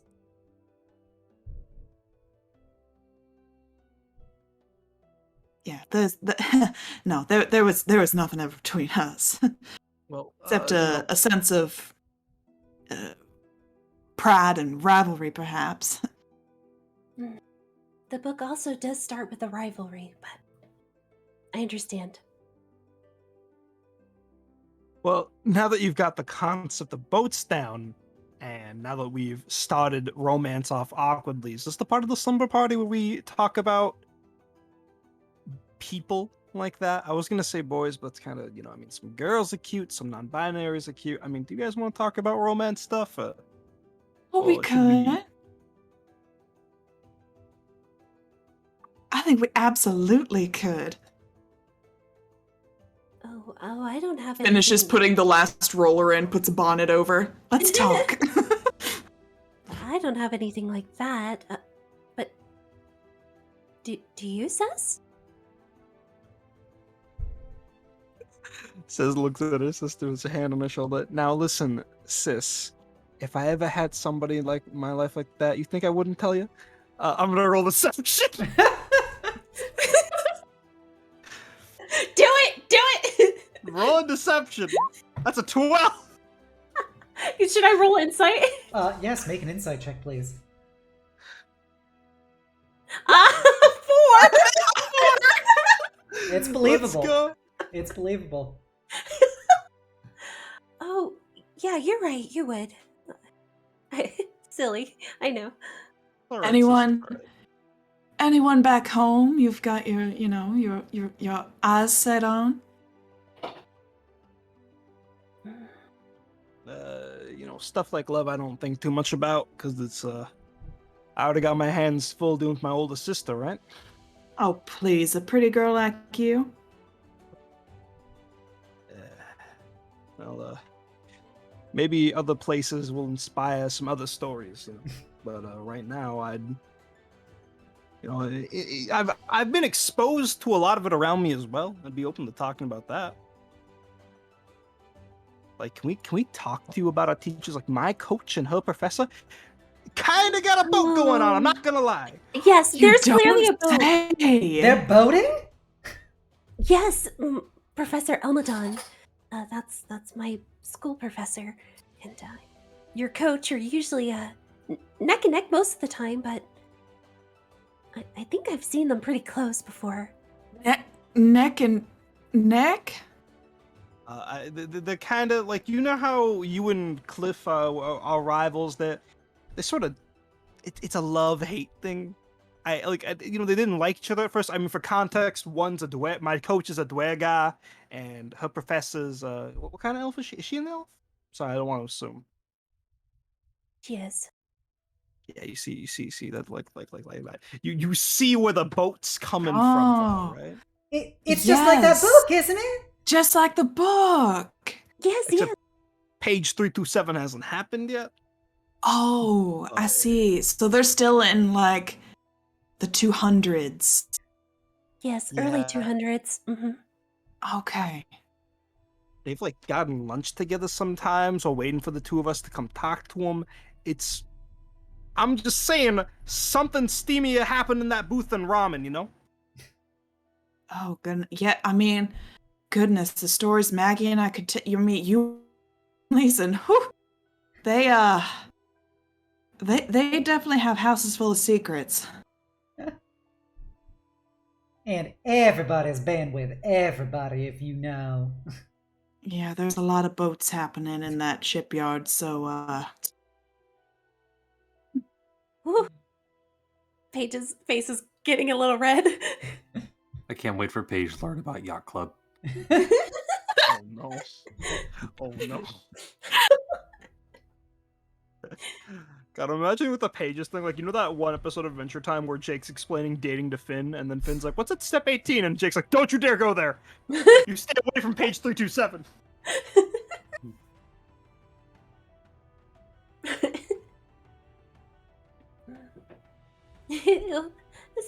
This is fun. I mean, this is what, normal sleepovers are like, right? Yeah. I think so. I mean, this is what Maggie and I would do. Maggie would bring her friends over, and we'd do similar things. Nails and gossip and all that. Listen, all I know is I'm with good company, I'm eating good food, having good drink, I'm having a good time. And if that's all that's needed for a slumber party, then we are living it. She says as she takes another cracker with fruit, cheese, and meat on it into her mouth. Well, Let's do this more often. I agree, but let's not stay up too terribly late. We do have a neighbor next door, after all. Speaking of, I want to make sure he's settling in all right. Do one of you two want to go check on him, or should I? Oh god, not me. I just put my hair in the bonnet. Why don't we just get Lily to do it? Well, let's just say, this is a matter that needs a more personal touch. Paige, should I do it then? I mean, only if you want to. Do you need me to accompany you? I feel like one of us should check on him at least. Maybe not more than one person to intimidate him. I'll go do it. I'll do it then. Well, try not to intimidate him then. Sess is never intimidating. Oh, I don't know. She looks pretty scared of me. If y'all could only see the way I had to wake him up this morning. Anyways, I'm gonna go check on Kliff real quick, I guess, to make sure he's okay. This will be the last note of the sleepover before we do the other stories. Oh, jeez. So, just because I'm mindful of time. So you go knock on Kliff's door next door.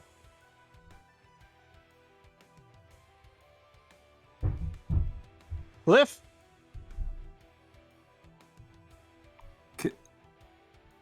Come in. I open the door. What do I see? You can see Kliff sitting on the bed. Their face constantly fluctuating between Kliff and paint, but Kliff is strongly overpowering it. And you can see they are crying. And there is a razor blade, a hair razor blade, sitting next to him on the bed. I very slowly and calmly close the door behind me. I then rush up and grab the blade because last I checked, neither Kliff nor Paint had facial hair, so that's probably not a good thing to have at the ready. He wants me to shave her head. I don't want to. Okay. Says is gonna very awkwardly just grab whatever furniture. There's like a spare chair, a dresser, move it to across. Nobody to sit on, and looks at him and goes, "So, when you say him, you're talking about Kliff, right?" They look at you and nod. Tears coming down their face. All right, listen. I know Kliff's been at the control for a long time. I know wresting that control from a child is hard. They're not going to have the maturity to understand what needs to be done. And I'm sure he's listening right now. And yes, you are a child, but you'll grow up. But you have to be open to that. Anyways. You sure he wants to actually shave his head, or is he just messing with you? Because something tells me when I grab like the pink bits of the hair, not the blue ones, the pink, and then I hold the razor blade to it. Something tells me he doesn't want me to shave his head. Right? Not his hair. He wants me to shave Jubilee's hair when she's sleeping. I don't want to do that. He says that she deserves it, but I don't want to. Have you asked him why she deserves it? I don't know. I think he's mad at me for trying to be Paint. Are you able to punishment? Are you able to talk to him at all, like on an equal level, or does he? It's your body, right? Only in my dreams, and I don't want to dream right now. I'm scared he's going to put me back in that place. The bottom of the well.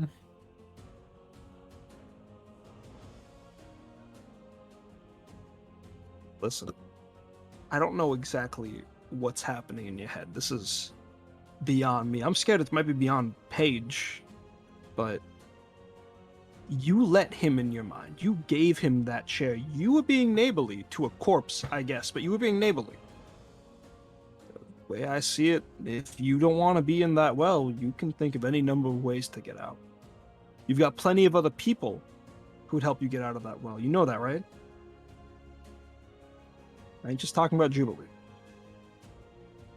They look up at you, and for a second, the Paint side seems to shift and take more control.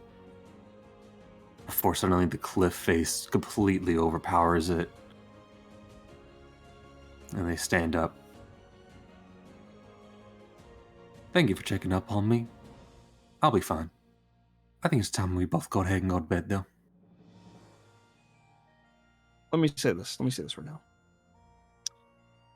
You are more than one person, right? I'm the man of my dreams. Funny thing about dreams is that there's more than one. There's two of you in there. You can pretend to not see him at all. You and I both know he's there. You can't hide that from me that you know. He is just as much a part of this team as you are. And I'm picking favorites, but I am saying to stop picking fights with him and don't pick fights with anybody else. I don't know if you ever did any teamwork building classes in your elementary school, or whatever the hell you learned growing up, but you treat each other with equality and respect. If I catch you doing anything harmful to Paint, to Jubilee, if you dare come for me and my sister, I'm gonna make your waking life a living hell. So bad, you'll want to stay in paid streams. Are we clear? They give a very large, toothy smirk, but it doesn't reach their eyes.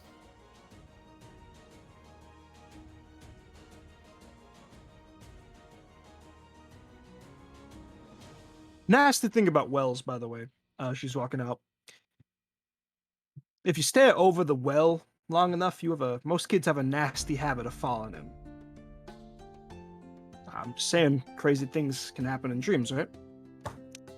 Anyways, Kliff, tomorrow's breakfast, no honey, no sugar, all right? And she walks out the room.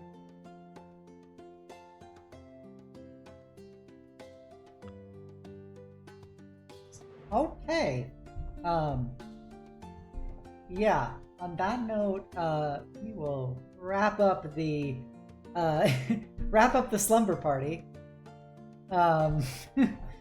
And It's awkward way to wrap it up. yeah, it's not how I thought it was gonna play out. To be honest.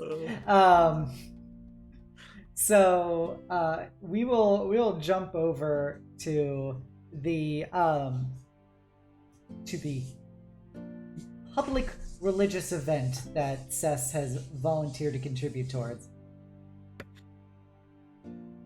Do I still have my hair? Oh, Seth absolutely would stamp an extra couple of hours to make one to make sure. Just staring at that door. Oh god.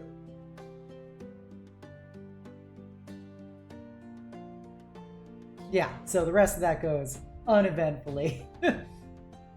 But yeah, so the next day you will, or not the next day, but later on you will be tasked to Friday comes along and Ray's gonna go head into your portion of Greywall and start setting up shop. What do you wish to do? I see Rain and setting up shop, right? Just making sure the last bit, right? Yeah.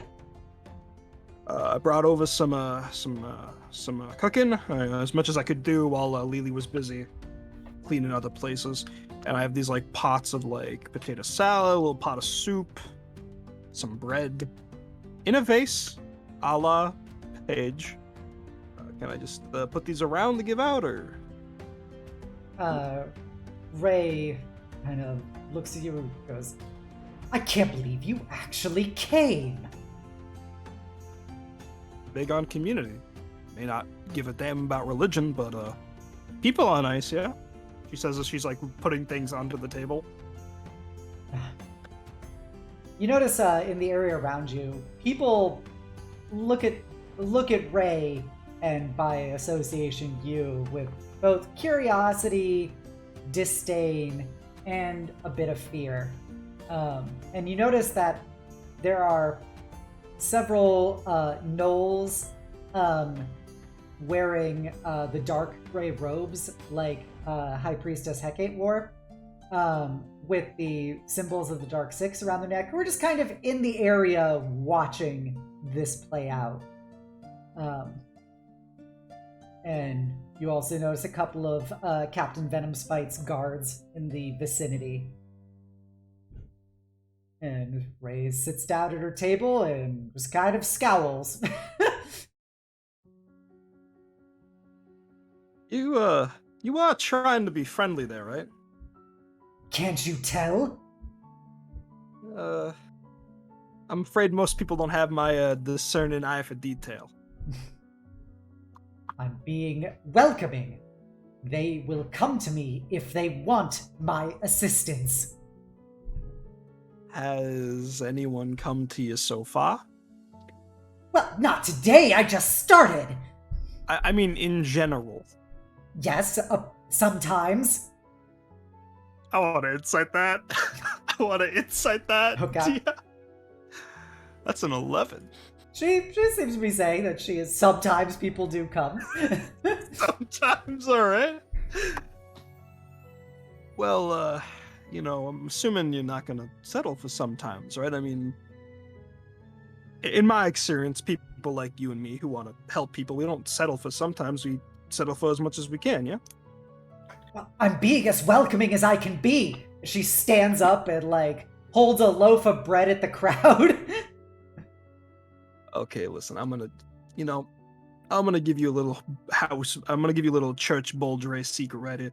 And says sort of takes the top of the soup pot off and waves it with the lid to get the smell going out.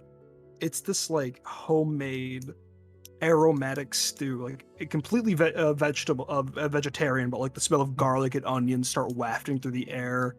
And that sort of combines with the smell of the bread vase and the bits of potato salad that still also have that garlic scent to them.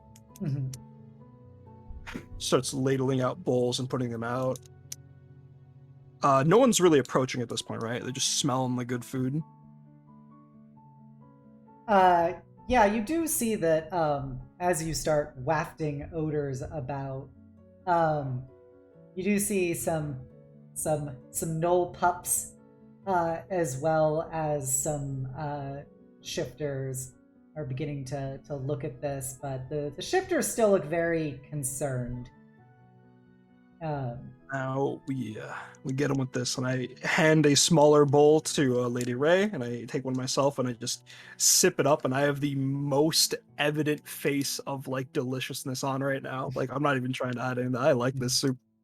It's a classic. Ray kind of watches you with her crystal eye at her side as she puts the soup up to her lips, and you notice as she mimics you, part of it slides through the open part of her face. But she quickly tries to wipe it up. Ray, you are quite the cat. I don't know why other people haven't noticed you. And I'm sort of laughing with her and stuff. What do you even mean? Nah, you got this. You have this sense of charm to you that I wish more people would come over and see. Soup's good, food good, you're good. I keep saying I'm here to help these people. And you notice that eventually, as this is playing out, you do see out behind the crowd the rather large regal form of High Priestess Hecate approaching just at the back of the crowd. And she's watching you guys as she leans down to one of the gnolls at her side, and the gnoll walks over to the front of the crowd and pushes forward some of the gnoll pups that look a little dirtier, a little more mangy than the rest, and they start approaching. As now there seems to be a palpable tension in the crowd that has been released. And they go up, and Ray looks down at them as she pours some soup, and she gets down on one of her metal knees and hands the bowl to one of the pups, and he gives it a couple sniffs, looks up at her very scarred face and metal arm extending forth with the bowl, and he reluctantly takes it. And you notice the very slightest of miniature smiles as curves the flesh part of her lips.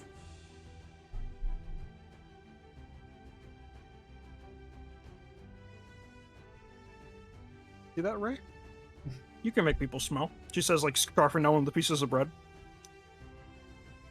And just as quickly as it came, it disappears. It replaces with that same scowl.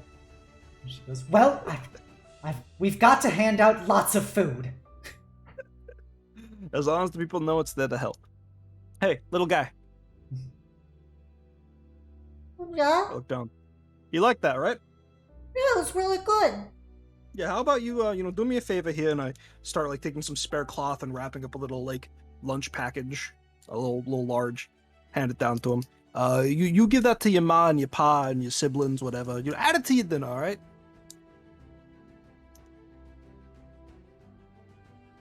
Yeah, oh, okay. I'll be sure to take it to them. As long as you guys have a good time eating it, I'll be happy, all right? May the flame guide your path, little one. That's her way of saying she wishes you the best, too. And, he and his friends, after they grab their food, will scamper away. And we also, I will be providing healing services if anybody is injured. I will place my hands upon you and you'll be healed. I think they got the idea, right? I mean, they know you're a cleric, or at least the religious sort. She's just sitting back down. And yeah, with that, not like a staggering amount of people, but maybe about 20 people over the course of the couple hours you're there will come up and get some food, always under the watchful eye of the High Priestess and her followers. I mean, 20 people's actually really good for our first time doing this. That's good. Thank you. I've never had this many people come before. The soup must have been especially good. I'll take the credit then. Thank you. But hope you can tell the soup wasn't the only thing warm about today, you know? Perhaps the flame was working through us this day. Alright, well, you'll get a better feel of that flame, I guess, as we do this week by week, day by day. I'm hoping more people come by to contribute. They don't exactly have to join your church, right? No, but it would be in their soul's best interest to. Alright. Well, that's good to know. Hopefully, I'll be sure to tell people as they come by. Anyways. My church is always open, and I am always prepared to provide the flame's warmth and love to any who come for it. I know, Ray. I know. That's why I'm here. Anyways. And As the day winds down, Obs, and Seth starts cleaning up, those guards are like still around. yeah, right? they're still watching you guys. I'm gonna take really quick because I know we don't want to go on too long for this. Yep. I'm gonna take a pack of those leftovers, Mm-hmm. and especially if I see like that lion shifter guard that I fought with last time, Yeah, if he'll he's be there, there. I'm gonna approach them and say, "Now listen, I know my investigation gave you guys trouble, and I know having another religion here causes trouble, but no bad blood, okay? There's no animosity, all right? We're both people trying to do the right thing. And I know you guys can't exactly be seen accepting stuff from me, but if I were to leave a potentially suspicious package on the floor and you guys took it and deemed it safe to eat, I mean, it says it's gonna put the food on the floor before turning around if they don't have anything else to say." He grunts and goes, "Yeah, I guess it would. I'd have to investigate further back at the barracks." Oh, you might need to share it with the others, get their take on the investigation, though. Of course, I couldn't handle something like this by myself. I just want to say that I don't know where you came from, who you are, but you did do a good thing by those kids. And wish it could have been better. That's all I can tell you. All I need to know is that you would have done the same thing if you could. Anyways, you take it easy, big man. You and the others enjoy that investigation. I'm gonna help Lady Ray pack up. Yep. And with that, he takes the food away. And as you and Ray pack up, the various priests and guards begin to melt away into the crowd as the crowd disperses.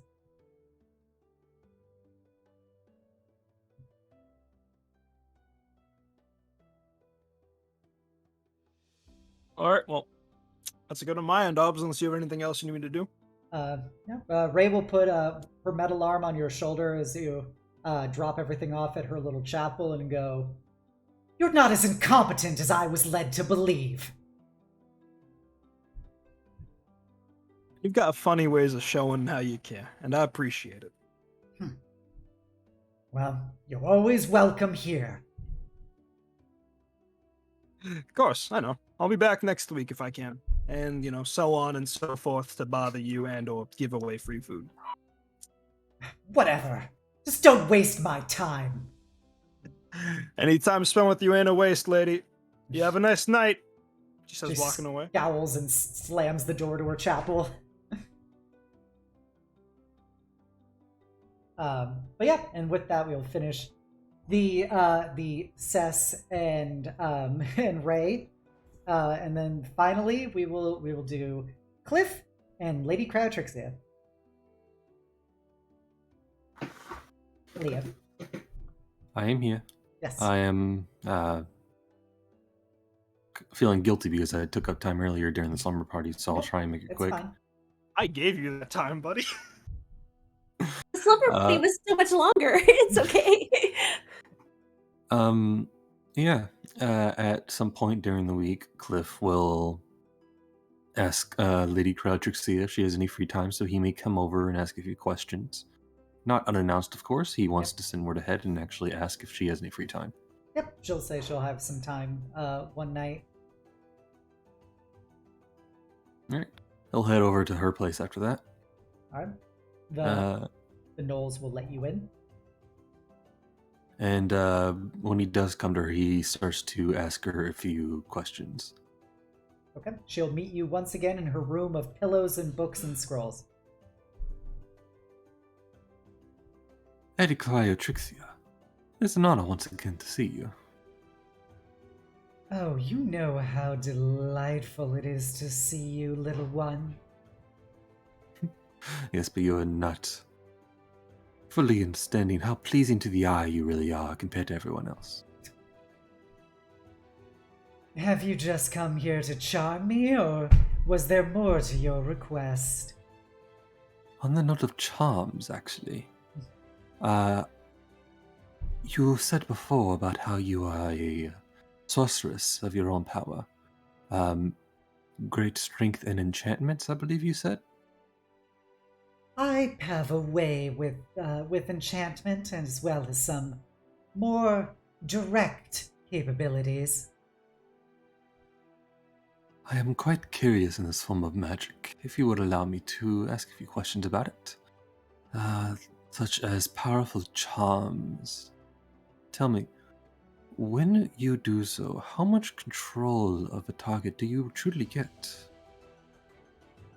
She kind of leans back into her pillows and kind of looks down at you and goes, "Well, that would depend on what I cast.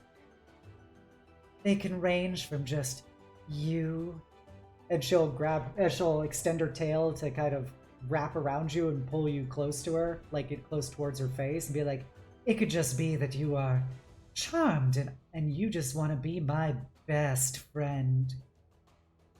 Or, and then she kind of slowly will flick away her tail and unwrap around you on the other side of the room.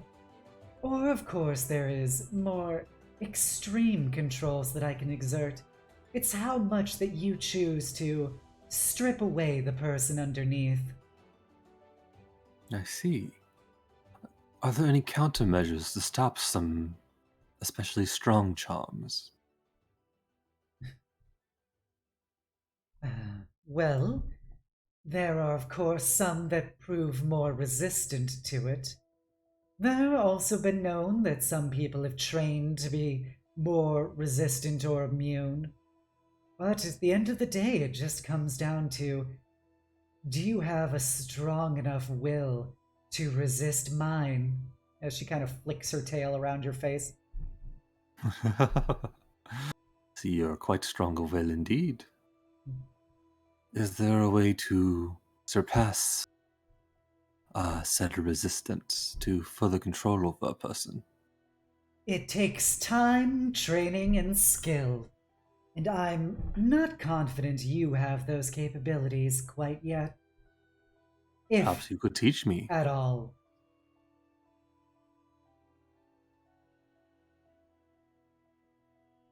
Kinda scrutinize you. And then lean Do a in. charming smirk. Yeah, lean in, tongue flicking between her fangs. Go. I don't know if you have the proper capabilities. You don't seem to wield magic in quite the same way I do. I've seen people like you before.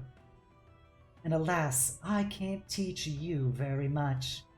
That job belongs to something else in your life. Is that right? Well, then that is a great shame. I know.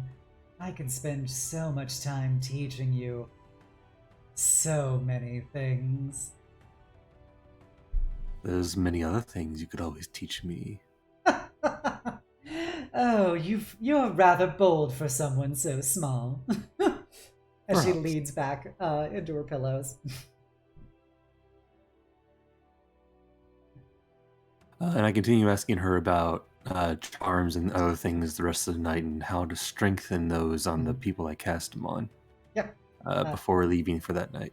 Okay. She'll explain to you the basics of how to do charm person, charm monster, and stuff. And the key is a lack of hostility in your overt actions. It's something subtle that you slide into, as if you're just having a conversation with a friend. And if you're lucky, they will become your friend during it. You'll tell when they have a certain glitter in their eye when you cast the spell. Okay.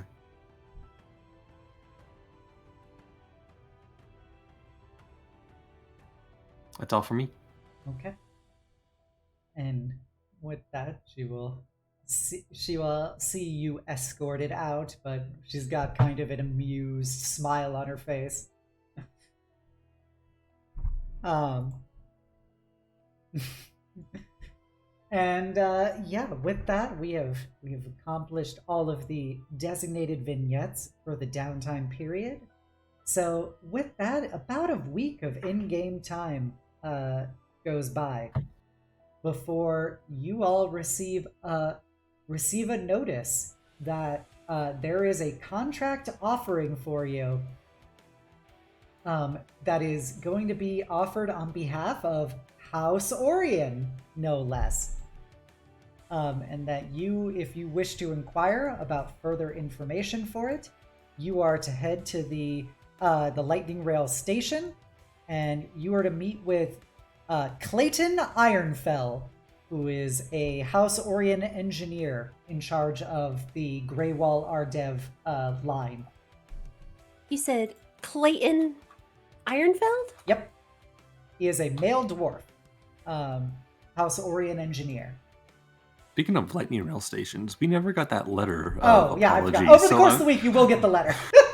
I was about to say, I guess that. he just quit because of his prejudice. Yeah. No, he has been removed from his position and assigned to a more maintenance capacity as he receives his new training for anything for Lord de Orien. And what race did you say he was? I'm sorry. He's a male dwarf. Okay, thank you. Dwarf gang rise up, gang gang. I'll have a handout for you that you can get all the information from once you get to the quest area. But the offering is for you guys to guard lightning rail trains.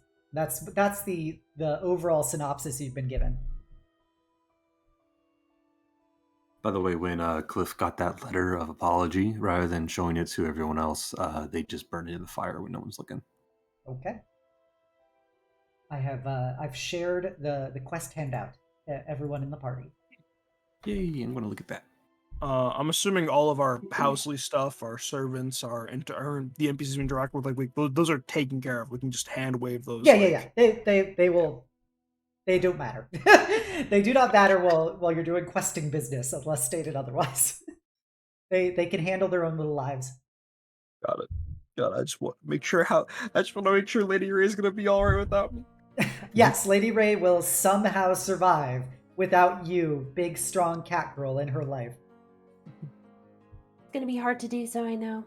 It appears that my house has offered a quest. I think this will be a fantastic time to further investigate. Oh. And to probably learn a bit more about you, and that's pretty exciting. Of course, I am quite exciting itself. But moreover, you get to go back on the trains. Oh, And nothing you're more okay. glorious. You're okay with doing something for your fam? I know you were a little jittery about, about your family. Nothing but a past mistake. Do not worry about anything said back then.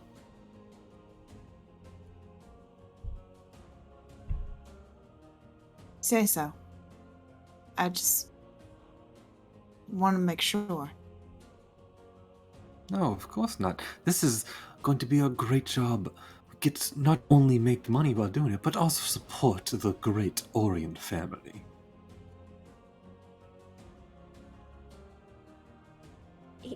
I mean, all right, hold on. Before we agree to anything, I want to make one thing clear.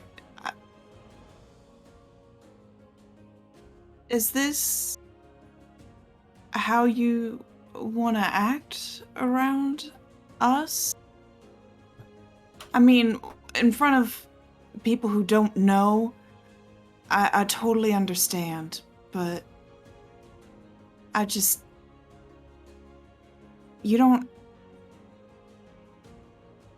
want you to be comfortable. You don't have to act any kind of way around to impress us. That comfort doesn't really matter. I am Kliff de Orien, and I shall be acting like it from now on.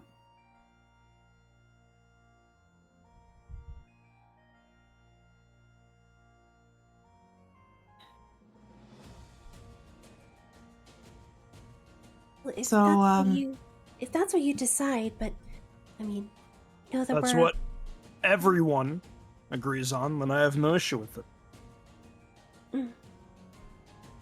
It is what I agree on. Now, Just remember what let I us said, go. little boy.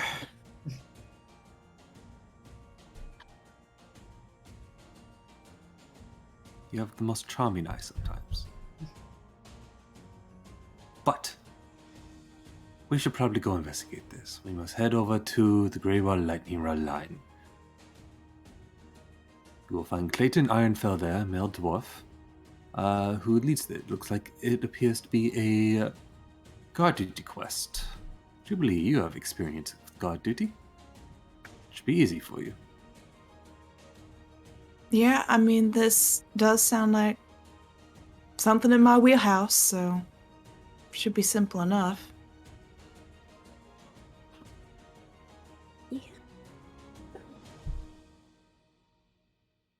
yeah, I'm excited to work with you all again officially. So let's go check out and see what it's about then. Good luck on your job.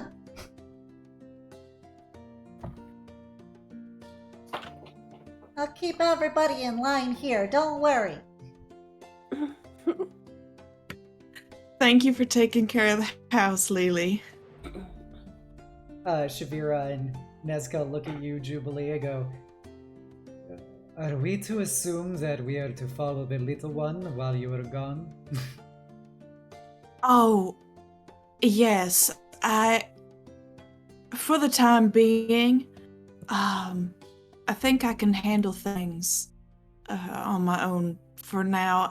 I guess I should bring Magnolia can stay. She can figure out something else to do.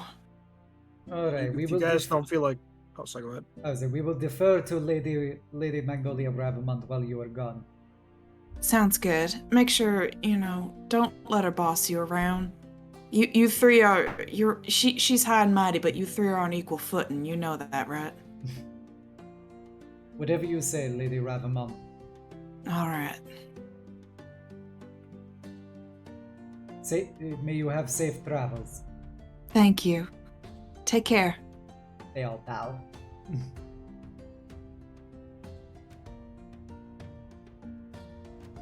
All right. So with that, you guys all head over to the lightning rail station. When you arrive back in the international enclave of Greywall, it's much more peaceful than it was previously. You don't see as many of the armed types about, and the ones that are appear to be more formally employed rather than sell swords and wand slingers.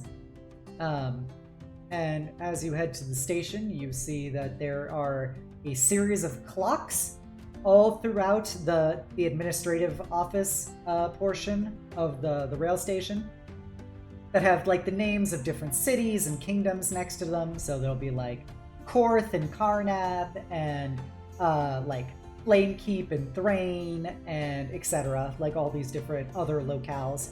And you see just a human female receptionist in immaculate attire and glasses sitting in front of a scrying screen as she looks up at you all and goes, welcome to House Orien Administrative Capacity. How may I be of assistance? Oh, we're here about the contract from House Orien. Oh. Looking for a couple of guards. Oh, Greetings. Yes, we are looking for Clayton Ironfall. Yes, of course. Lord Orien. She stands up and bows to Kliff and goes, yes, right this way. I will take you right to Engineer Ironfell's office. And Most excellent. she gets up in her little white blouse and pencil skirt and directs you through. Unlike the House Thrashed precinct that you were at, this place is very orderly. Everyone is in pristine attire, working constantly, readjusting messages and stuff that get put into House Civis seals to get presumably sent to other locales, sending couriers out, etc. And she leads you down the hall, and there is a big frosted glass windowed oak door set that has, Chief Engineer Clayton Ironfell written on the door in gold writing. She goes, the Chief Engineer is aware of your presence. Please feel free to enter. Go on without knocking. Okay. Thank you. Sorry, what were you saying, Paige? No, she was just thinking. Okay. Thank you. As Kliff enters without knocking, you see that there are also the clocks here. All the stacks of papers are in very neat little piles that are getting pushed into, like, there is an ingoing, outgoing, that basically once papers appear magically in the ingoing, they get moved over to outgoing, they magically disappear. And there is a vast board showing diagrams and schedules and stuff on it. And there is a dwarven man with an immaculately groomed brown beard with braids in it and House Orien insignia with a pair of spectacles. And he is wearing a vested three-piece suit as he looks up at you and looks at one of the clocks on the wall and goes, "Well, it's about time you arrived." D. Orien always arrives precisely when they mean to. Now, we are here about the job. You have something you want protected on one of my family's trains, is that correct? Yes, Lord Dorian, I appreciate your right to the point, even if you are 3.5 seconds tardy. But such things are to be understood from the more rambunctious youth in House Orien. I suppose so. I am quite mischievous, but as I have my companions here, they will be assisting. Yes, I've read the dossiers on each of your associates. They should serve to be suitable to the task. Can you tell us more about it? Yes, the proposition is you will be required for the next 2 weeks to be guarding trains on the Greywall Ardev rail line. What do I know on the map where that is? Ardev is the last major city in Brayland before you cross the border into Drone. So, Okay. you guys rode through Ardev, and that's where you guys all met up with each other, was at the Ardev rail line. It's a country crossing rail. Got it. Yeah, basically. Any reason why it's those lines in particular? Should we be looking out for anything in particular? Yes, there have been some security risks that have been assailing our trains on that particular path. And it requires us outsourcing to more experienced resources to manage it. I can provide you additional information upon you accepting the contract.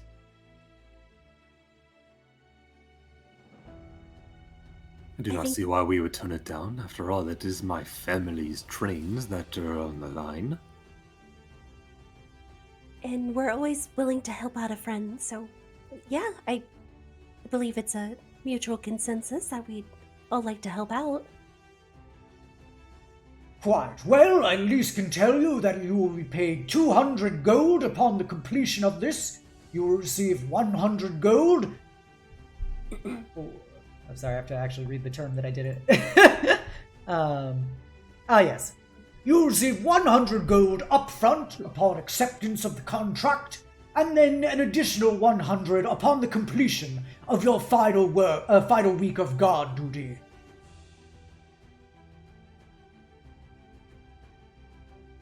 And then he'll snap his fingers, and more magical contracts appear in front of you guys.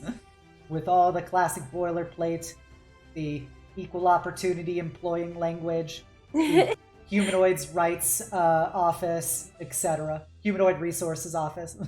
Time to read the whole thing. It's Cliff just goes ahead and signs it. Yeah, it's basically the same contract in overall boilerplate as the House Thrash one. It's probably a form contract that the United Houses Directorate uses. But it does have the additional parameters of talking about your different payment and your different set of responsibilities and stuff. But it is functionally the same. Basically, you do the job, you get paid, you get injured, that's not their problem. Right. She's going to reiterate that all to Sess. Just nodding, following along as best as she can. Listen, I don't know. It takes the group aside. I don't know if like haggling's a thing, but last time we got paid to find some kids for about the same cost. This time we defended. We got paid stuff 100 on for a that truck. job. We got paid 100 or 200 at the end of 200. that. 200, yeah. Oh. Well, one, I we don't know get paid up front, and two, we get to ride around in my family's excellent transportation.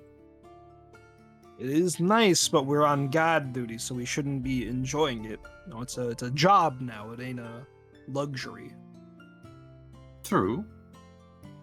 But then we also get free wine before bed. I don't think it's in our best interest to be intoxicated. I don't think I need any more wine anymore. At least for a while. We have assessed the value of your lives in the performance of this responsibility.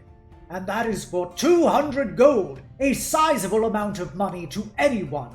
I am sure there are plenty of other mercenaries available, and I'm sure that Lord D. Orien's family would be pleased to hear about how they and their particular friends have decided to shirk their responsibilities. I was just wondering, all this paper tacos over my head, so I try to focus on what I can. I was just a little curious as not Cess, trying to step you above always my talk place. about family.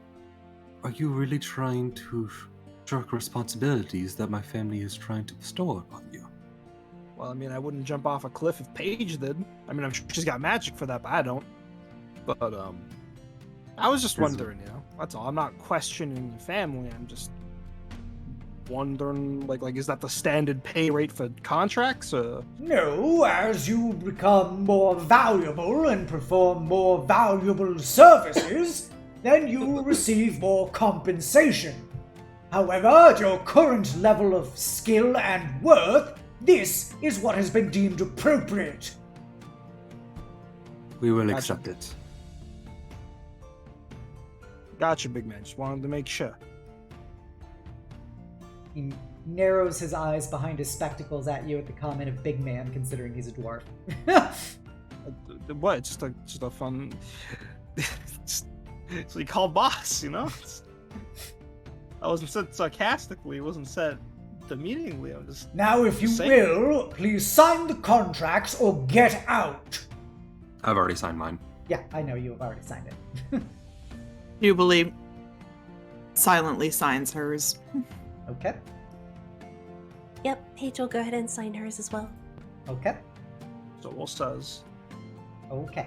With that, you get the shiver down your spine of the Gias as the contracts will teleport away. He goes, all right. Now that you have been employed by House Orien, I can give you more information. The trains that have been going between Ardev and Greywall have been having some anomalies recently.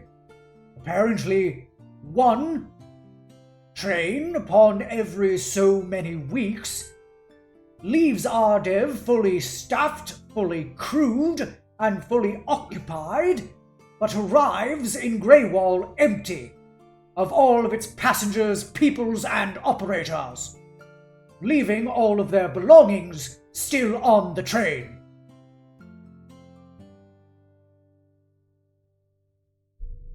Well, this just can't be accepted. Indeed. And we're assuming that everything was checked along the tracks and the train and stuff? Indeed, we've done arcanoforensics of the train, and we cannot detect any particular anomalies. Doesn't appear to be any blood stains, nor signs of struggle. It is as if they simply disappeared. And this is, of course, very problematic for our establishment. If it is known that people are disappearing on our trains, then it will be a source of incredible concern. Quite. And we will put a stop to it.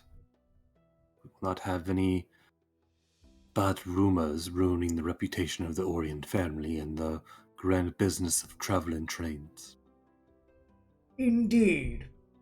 We hired initial guards for these, but they proved inadequate for the task. Accordingly, we have decided to escalate the situation higher up. What happened? What happened to the previous guards? If they were on one of the trains that the incident would occur on, they would also subsequently not be there, obviously.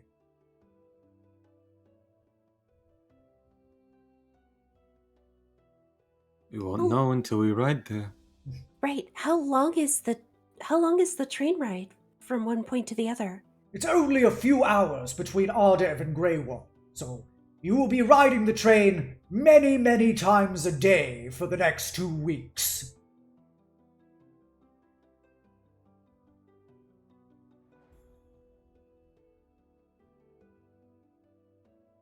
Sounds fair. Yes. You will not be operating alone. I've contracted other mercenaries as well, other agents of the Directorate. They will be doing shifts with you so that you do not have to operate the trains 24 hours, of course. Ah, see? I told you. We can have our wine too. What you do when you are not on duty is none of my prerogative. However, while you are serving the house, I expect you to be performing your duties with exemplary capabilities. I always perform for my house.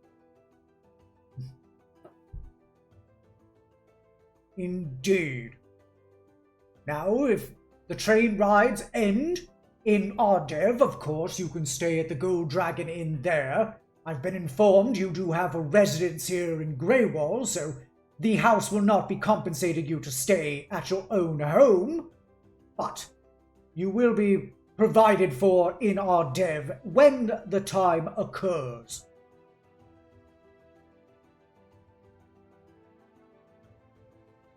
Well, thank you very much. We appreciate that.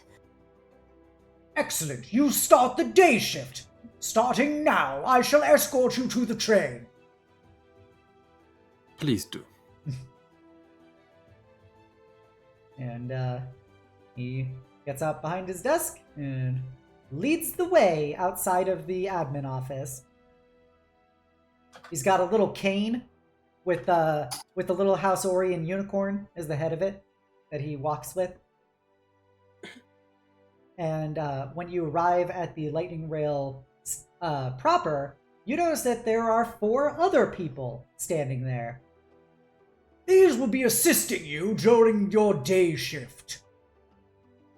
I hope that you make good occasion with them, as you will be having a significant amount of exposure to them. And before you, you see there are 4 figures. One of them is a human male wearing armor with swords and a silver flame insignia on him. The next is a blue dragonborn wearing robes holding a staff, followed by a Kalishtari wearing some light armor with a symbol of the sovereign host, and finally a rat shifter wearing some leather armor with a bunch of knives strapped on his chest. Sewer King? Sewer King is you. No, His that's name- Frederick. The irony is his name is actually Roman. Oh my Totally God. Coincidentally, totally, because I wrote Nice. this long ago.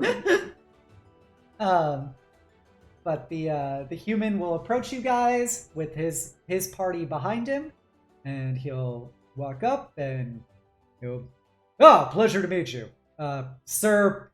Sorry, one moment, Sir Talon Muldoon, local Templar of the Silver Flame. This is my plucky group of adventurers.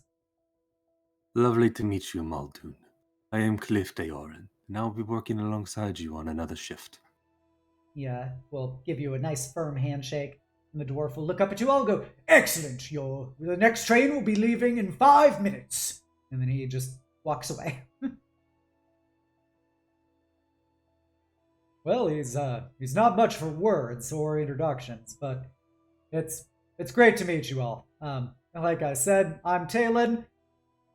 He's Drakkar, pointing to the Dragonborn. She's Sorashana, and then that guy over there, whenever you get to see him, he goes by Agrippa.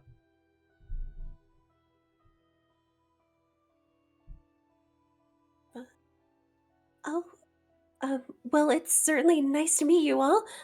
My name is Paige, and I'll have the honor of. I mean, everyone else wants to introduce themselves. If they want to. I don't mean to make it sound like an interrogation or anything. We're going to be working together for a while, so if you feel like, introducing yourselves later, that's totally fine. Yeah, sorry, kind of just taking it all in again. There's a lot of us here. I was Well, trying to have us sitting near each other, so we'll at least be able to talk in more comfortable circumstances, yeah? Yeah, it's a big train, I presume. Well, with that, we should probably all get aboard. As you hear the train whistle happen, signaling that it's going to be taking off soon. Well, Yes. Onto we the don't railway. want to be 3.4 seconds late, so let's go. Oh, 3.4. He said we were 5.6.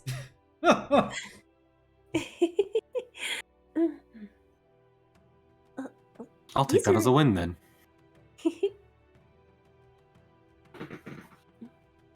All right. So with that, you guys board the train. And you will feel that same static electrical charge all over your persons as the train activates, and that humming sound that it makes from the lightning crackling below the train and arcing through the train itself. And yeah, it's got some people on it. It's got some monsters on it in the form of presumably mercenaries leaving Drome to go elsewhere. And yeah, your wonderful trip aboard a House Orien lightning rail begins once more. So you guys have the day shift, which will be a 8-hour shift. Or I guess this would be a 12-hour shift because you have to split it. So it'd be a 12-hour shift, but it's overall you're on a train. Just be on a train Chilling. guarding. Hey, yo, let's go! New mission! Yeah. Yeah. And so yeah, with that, you guys can talk to each other. You can talk to your co-mercenaries as much as you desire. Otherwise, the first week can go by uneventfully. I think Jubilee would want to like size up the other 4. Being on guard duty, you want to, keep your comrades as close as your enemies, so to speak. So she's gonna want to spend some time with them, just like not even to talk, just like to size them up and try to get what their abilities are. Yeah, you do a vibe check on them. Yeah, a little vibe check. Yeah, Talon obviously seems to be some kind of melee combatant kind of fella.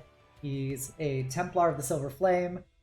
You all know that Templar doesn't mean paladin in the Church of the Silver Flame. Templar just means basically a militant order, because you can be a Templar, be a wizard, a cleric, a rogue, whatever. It's just that fact that you're in the active military service of the Silver Flame. And then so he's got a pair of swords. He's got a long sword and a short sword. The Drakkar seems to be some kind of arcane spellcaster. You see him, mutter arcane words and do various magic checks on stuff. Then Sorashana seems to be the healer of the team. She is a priestess of the Sovereign Host.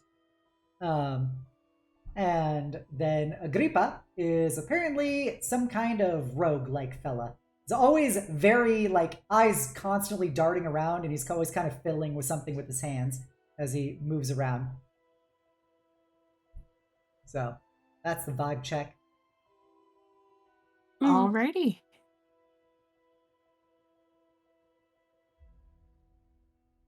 Whenever you come into contact, Talon seems to be very personable. He's always happy to talk and stuff, and just seems to be...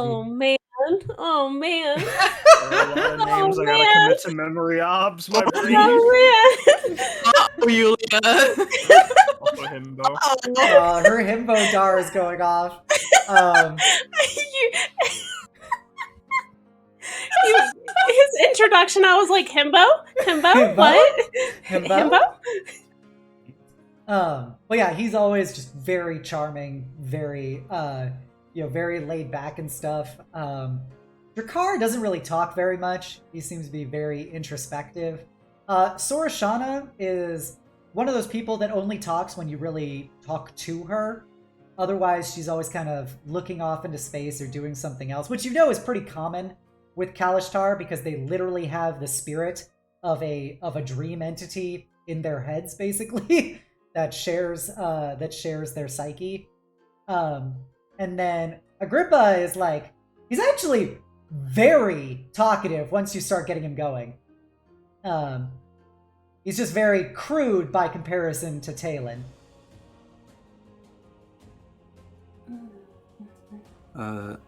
During the first week, Kliff seems to be thinking a lot, pondering to themselves, sometimes even muttering thoughts aloud. Some of you may hear, "What would they want?" But during the rest of the time, they are trying to be as charming as possible and put on a good face for a good show of the Orien family. Not just to the passengers of the train, but also to the other guards that have been hired for this job. Constantly smooching with them, asking about them and their lives, but also leaving in plenty of stories about how great the Orien family is. You do notice that Agrippa has a Sharn accent when he talks. Oh, So My or- people. yeah, the people. He's like, hey, how you guys doing? You know, you want to go around? How y'all doing? My name's Agrippa. It's a pleasure to meet ya. Oh, from Sharn? Apologies if the accent is incorrect, but Oh, yeah, I'm from the fucking lower towers down in Shan. You know, it's a good time. I made my way out of there, finally got employment, gainful employment, you see. Finally, you put a few daggers at a few people's backs and fingers in a couple purses, and look at you, finally, you're gainfully employed. People pay you to do it. You love to see it. You sure you want unemployed in the lower districts? Sounds like you'd be right up some people's alleys, you know? Well, I Some definitely found LD, myself you know? in a few alleys. Oh, okay, I get you. Yo, you from the towers? We're from the towers. My sister here goes to... We're from the lower district, but my sister goes to Mulgrave Uni, so... Oh, shit, we got a fucking college girl. Fucking, I never thought anybody would leave lower district, go all the way up to the fucking college. You fucking love to see it. It's a fucking loot. I'm really happy to be there, yes. Congratulations, always happy. and he kind of pats you on the back and laughs. Yeah. Oh my, Bless you, arms. she's like embarrassingly like doing the little like fidget thing, nervous fidget, where she cleans her glasses. Yo, you're from lower district. Do you ever happen to know fucking Tia Tanzarella? Tia Tanzarella. Now, I feel like I've heard of a Tia before. She, You're gonna have to give me a few hints here. It's a kind of a... common You name. fucking would know Tia Tanzarella. You know, she's one of those community types. What is her? She's Baldry? She Baldry? Oh yeah, fucking straightforward. Yeah, bold. Yeah, I know. I have these big head at the community lunches. Oh yeah, you know Big she head. loves fucking going to those things. Absolutely fucking goes to town making sure every homeless mouth is fed. Yeah. Out of character. So what the fuck? I love you. I cannot. He's a rap shifter.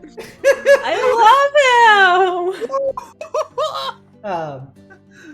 But yeah, so he is always happy to shoot the shit with you guys, especially talking about stuff in the lower district.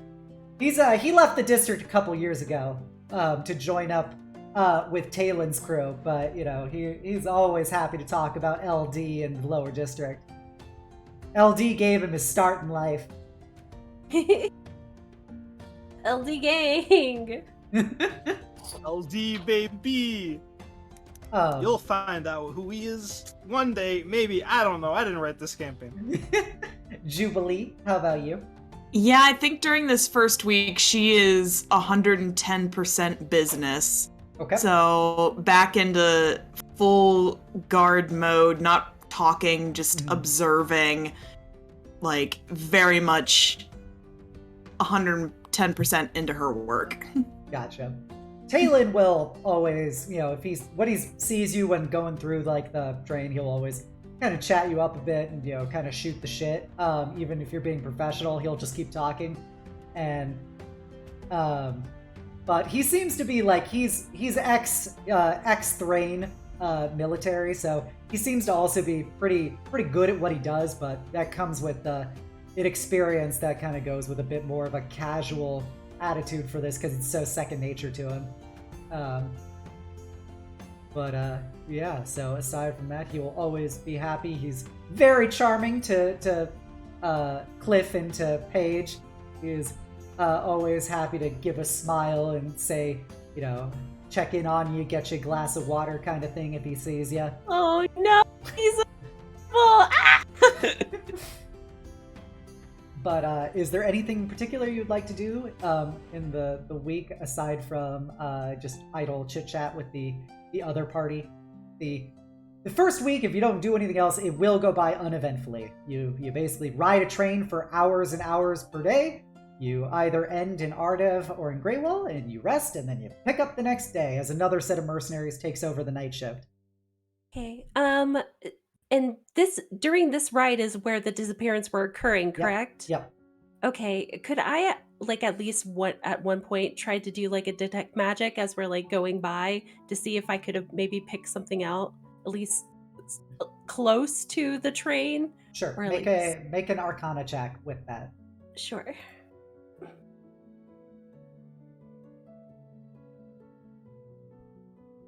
An 18. Okay. Obviously, this place is very saturated with magic, which makes it hard to distinguish things that aren't the train and the rail line being powered. But you do notice the rail line has a secondary type of magic that seems to be intertwined with it, aside from just the standard elemental plates in the ground that go towards making the train move. So from what you're gathering, it appears to be planar energy. You just can't put your finger on it because there's so much ambient elemental radiation around it from the rail line itself. Okay. Thank you. Okay. Anybody else? You go ahead. You go ahead. You go ahead. You're the professional here. You're the professional here. You go out there. I'll wait. I think particularly Jubilee would be looking for shifty behaviors, not necessarily suspicious-looking persons, but the actual like physiological behaviors of people. People always looking over their shoulders, or carrying like weird packages, things like that. Agrippa looks at you a couple times and goes, "Why are you fucking looking at me like that?" I'm walking here. I'm walking here. Goddamn business over here. You got a fucking warrant? Yes, in fact, I do. Jubilee uses detect thief. But yeah, no. Overall, like people, it's much like the same cast of characters each day. There's various merchants and couriers and stuff coming from Ardev, and then some monsters coming from Ardev. Probably if when you check them out, they seem to be returning from deployments via various employments they did. Then when people are leaving Greywall, it's usually the same people, but going to get more supply. You've actually begun to detect some of the same people you see each day of the train. As like, oh yeah, these are some of the merchants. They're going back to Ardev to go get their stuff. They come back.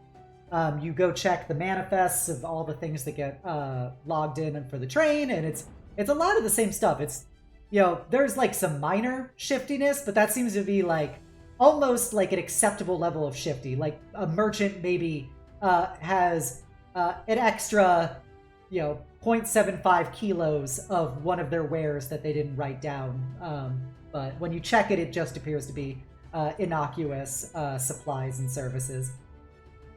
Gotcha. All right, and Cess? So I don't want to keep things going on for too long today. Basic things that Says will do for the first week is work alongside Jubilee, make sure that she's doing a job. It's her first time doing like bodyguard work. She wants to learn, pad her resume, hang out with the other party members, talk to them, etc. Says keeps an extra close eye on Kliff Uh-huh. and badgers the shit out of him if he's like acting immature Uh-huh. and like not being responsible or taking care of himself. Like, no wine after 8 o'clock, or you are eating your vegetables, young man. In as annoying as a fashion as she can be, and actively encourages the other mercenaries to be like, hey, listen, he's a little immature, but he told me to help him with that. So if you see him, give him a little pat on the back, a little hard pat on the back. I'll be sure to give him plenty of support. They refuse to eat every vegetable. They will only It's eat going into your sweets, fucking mouth. and they will use every illusion and magic they have at their disposal to avoid the vegetables. But yeah, so that proceeds for a week's worth of time. It almost becomes your routine for everybody but Jubilee, because Jubilee is experienced enough at this to try and override the urge to make things too routine and start getting lax. And after your first week, you get switched to night shifts.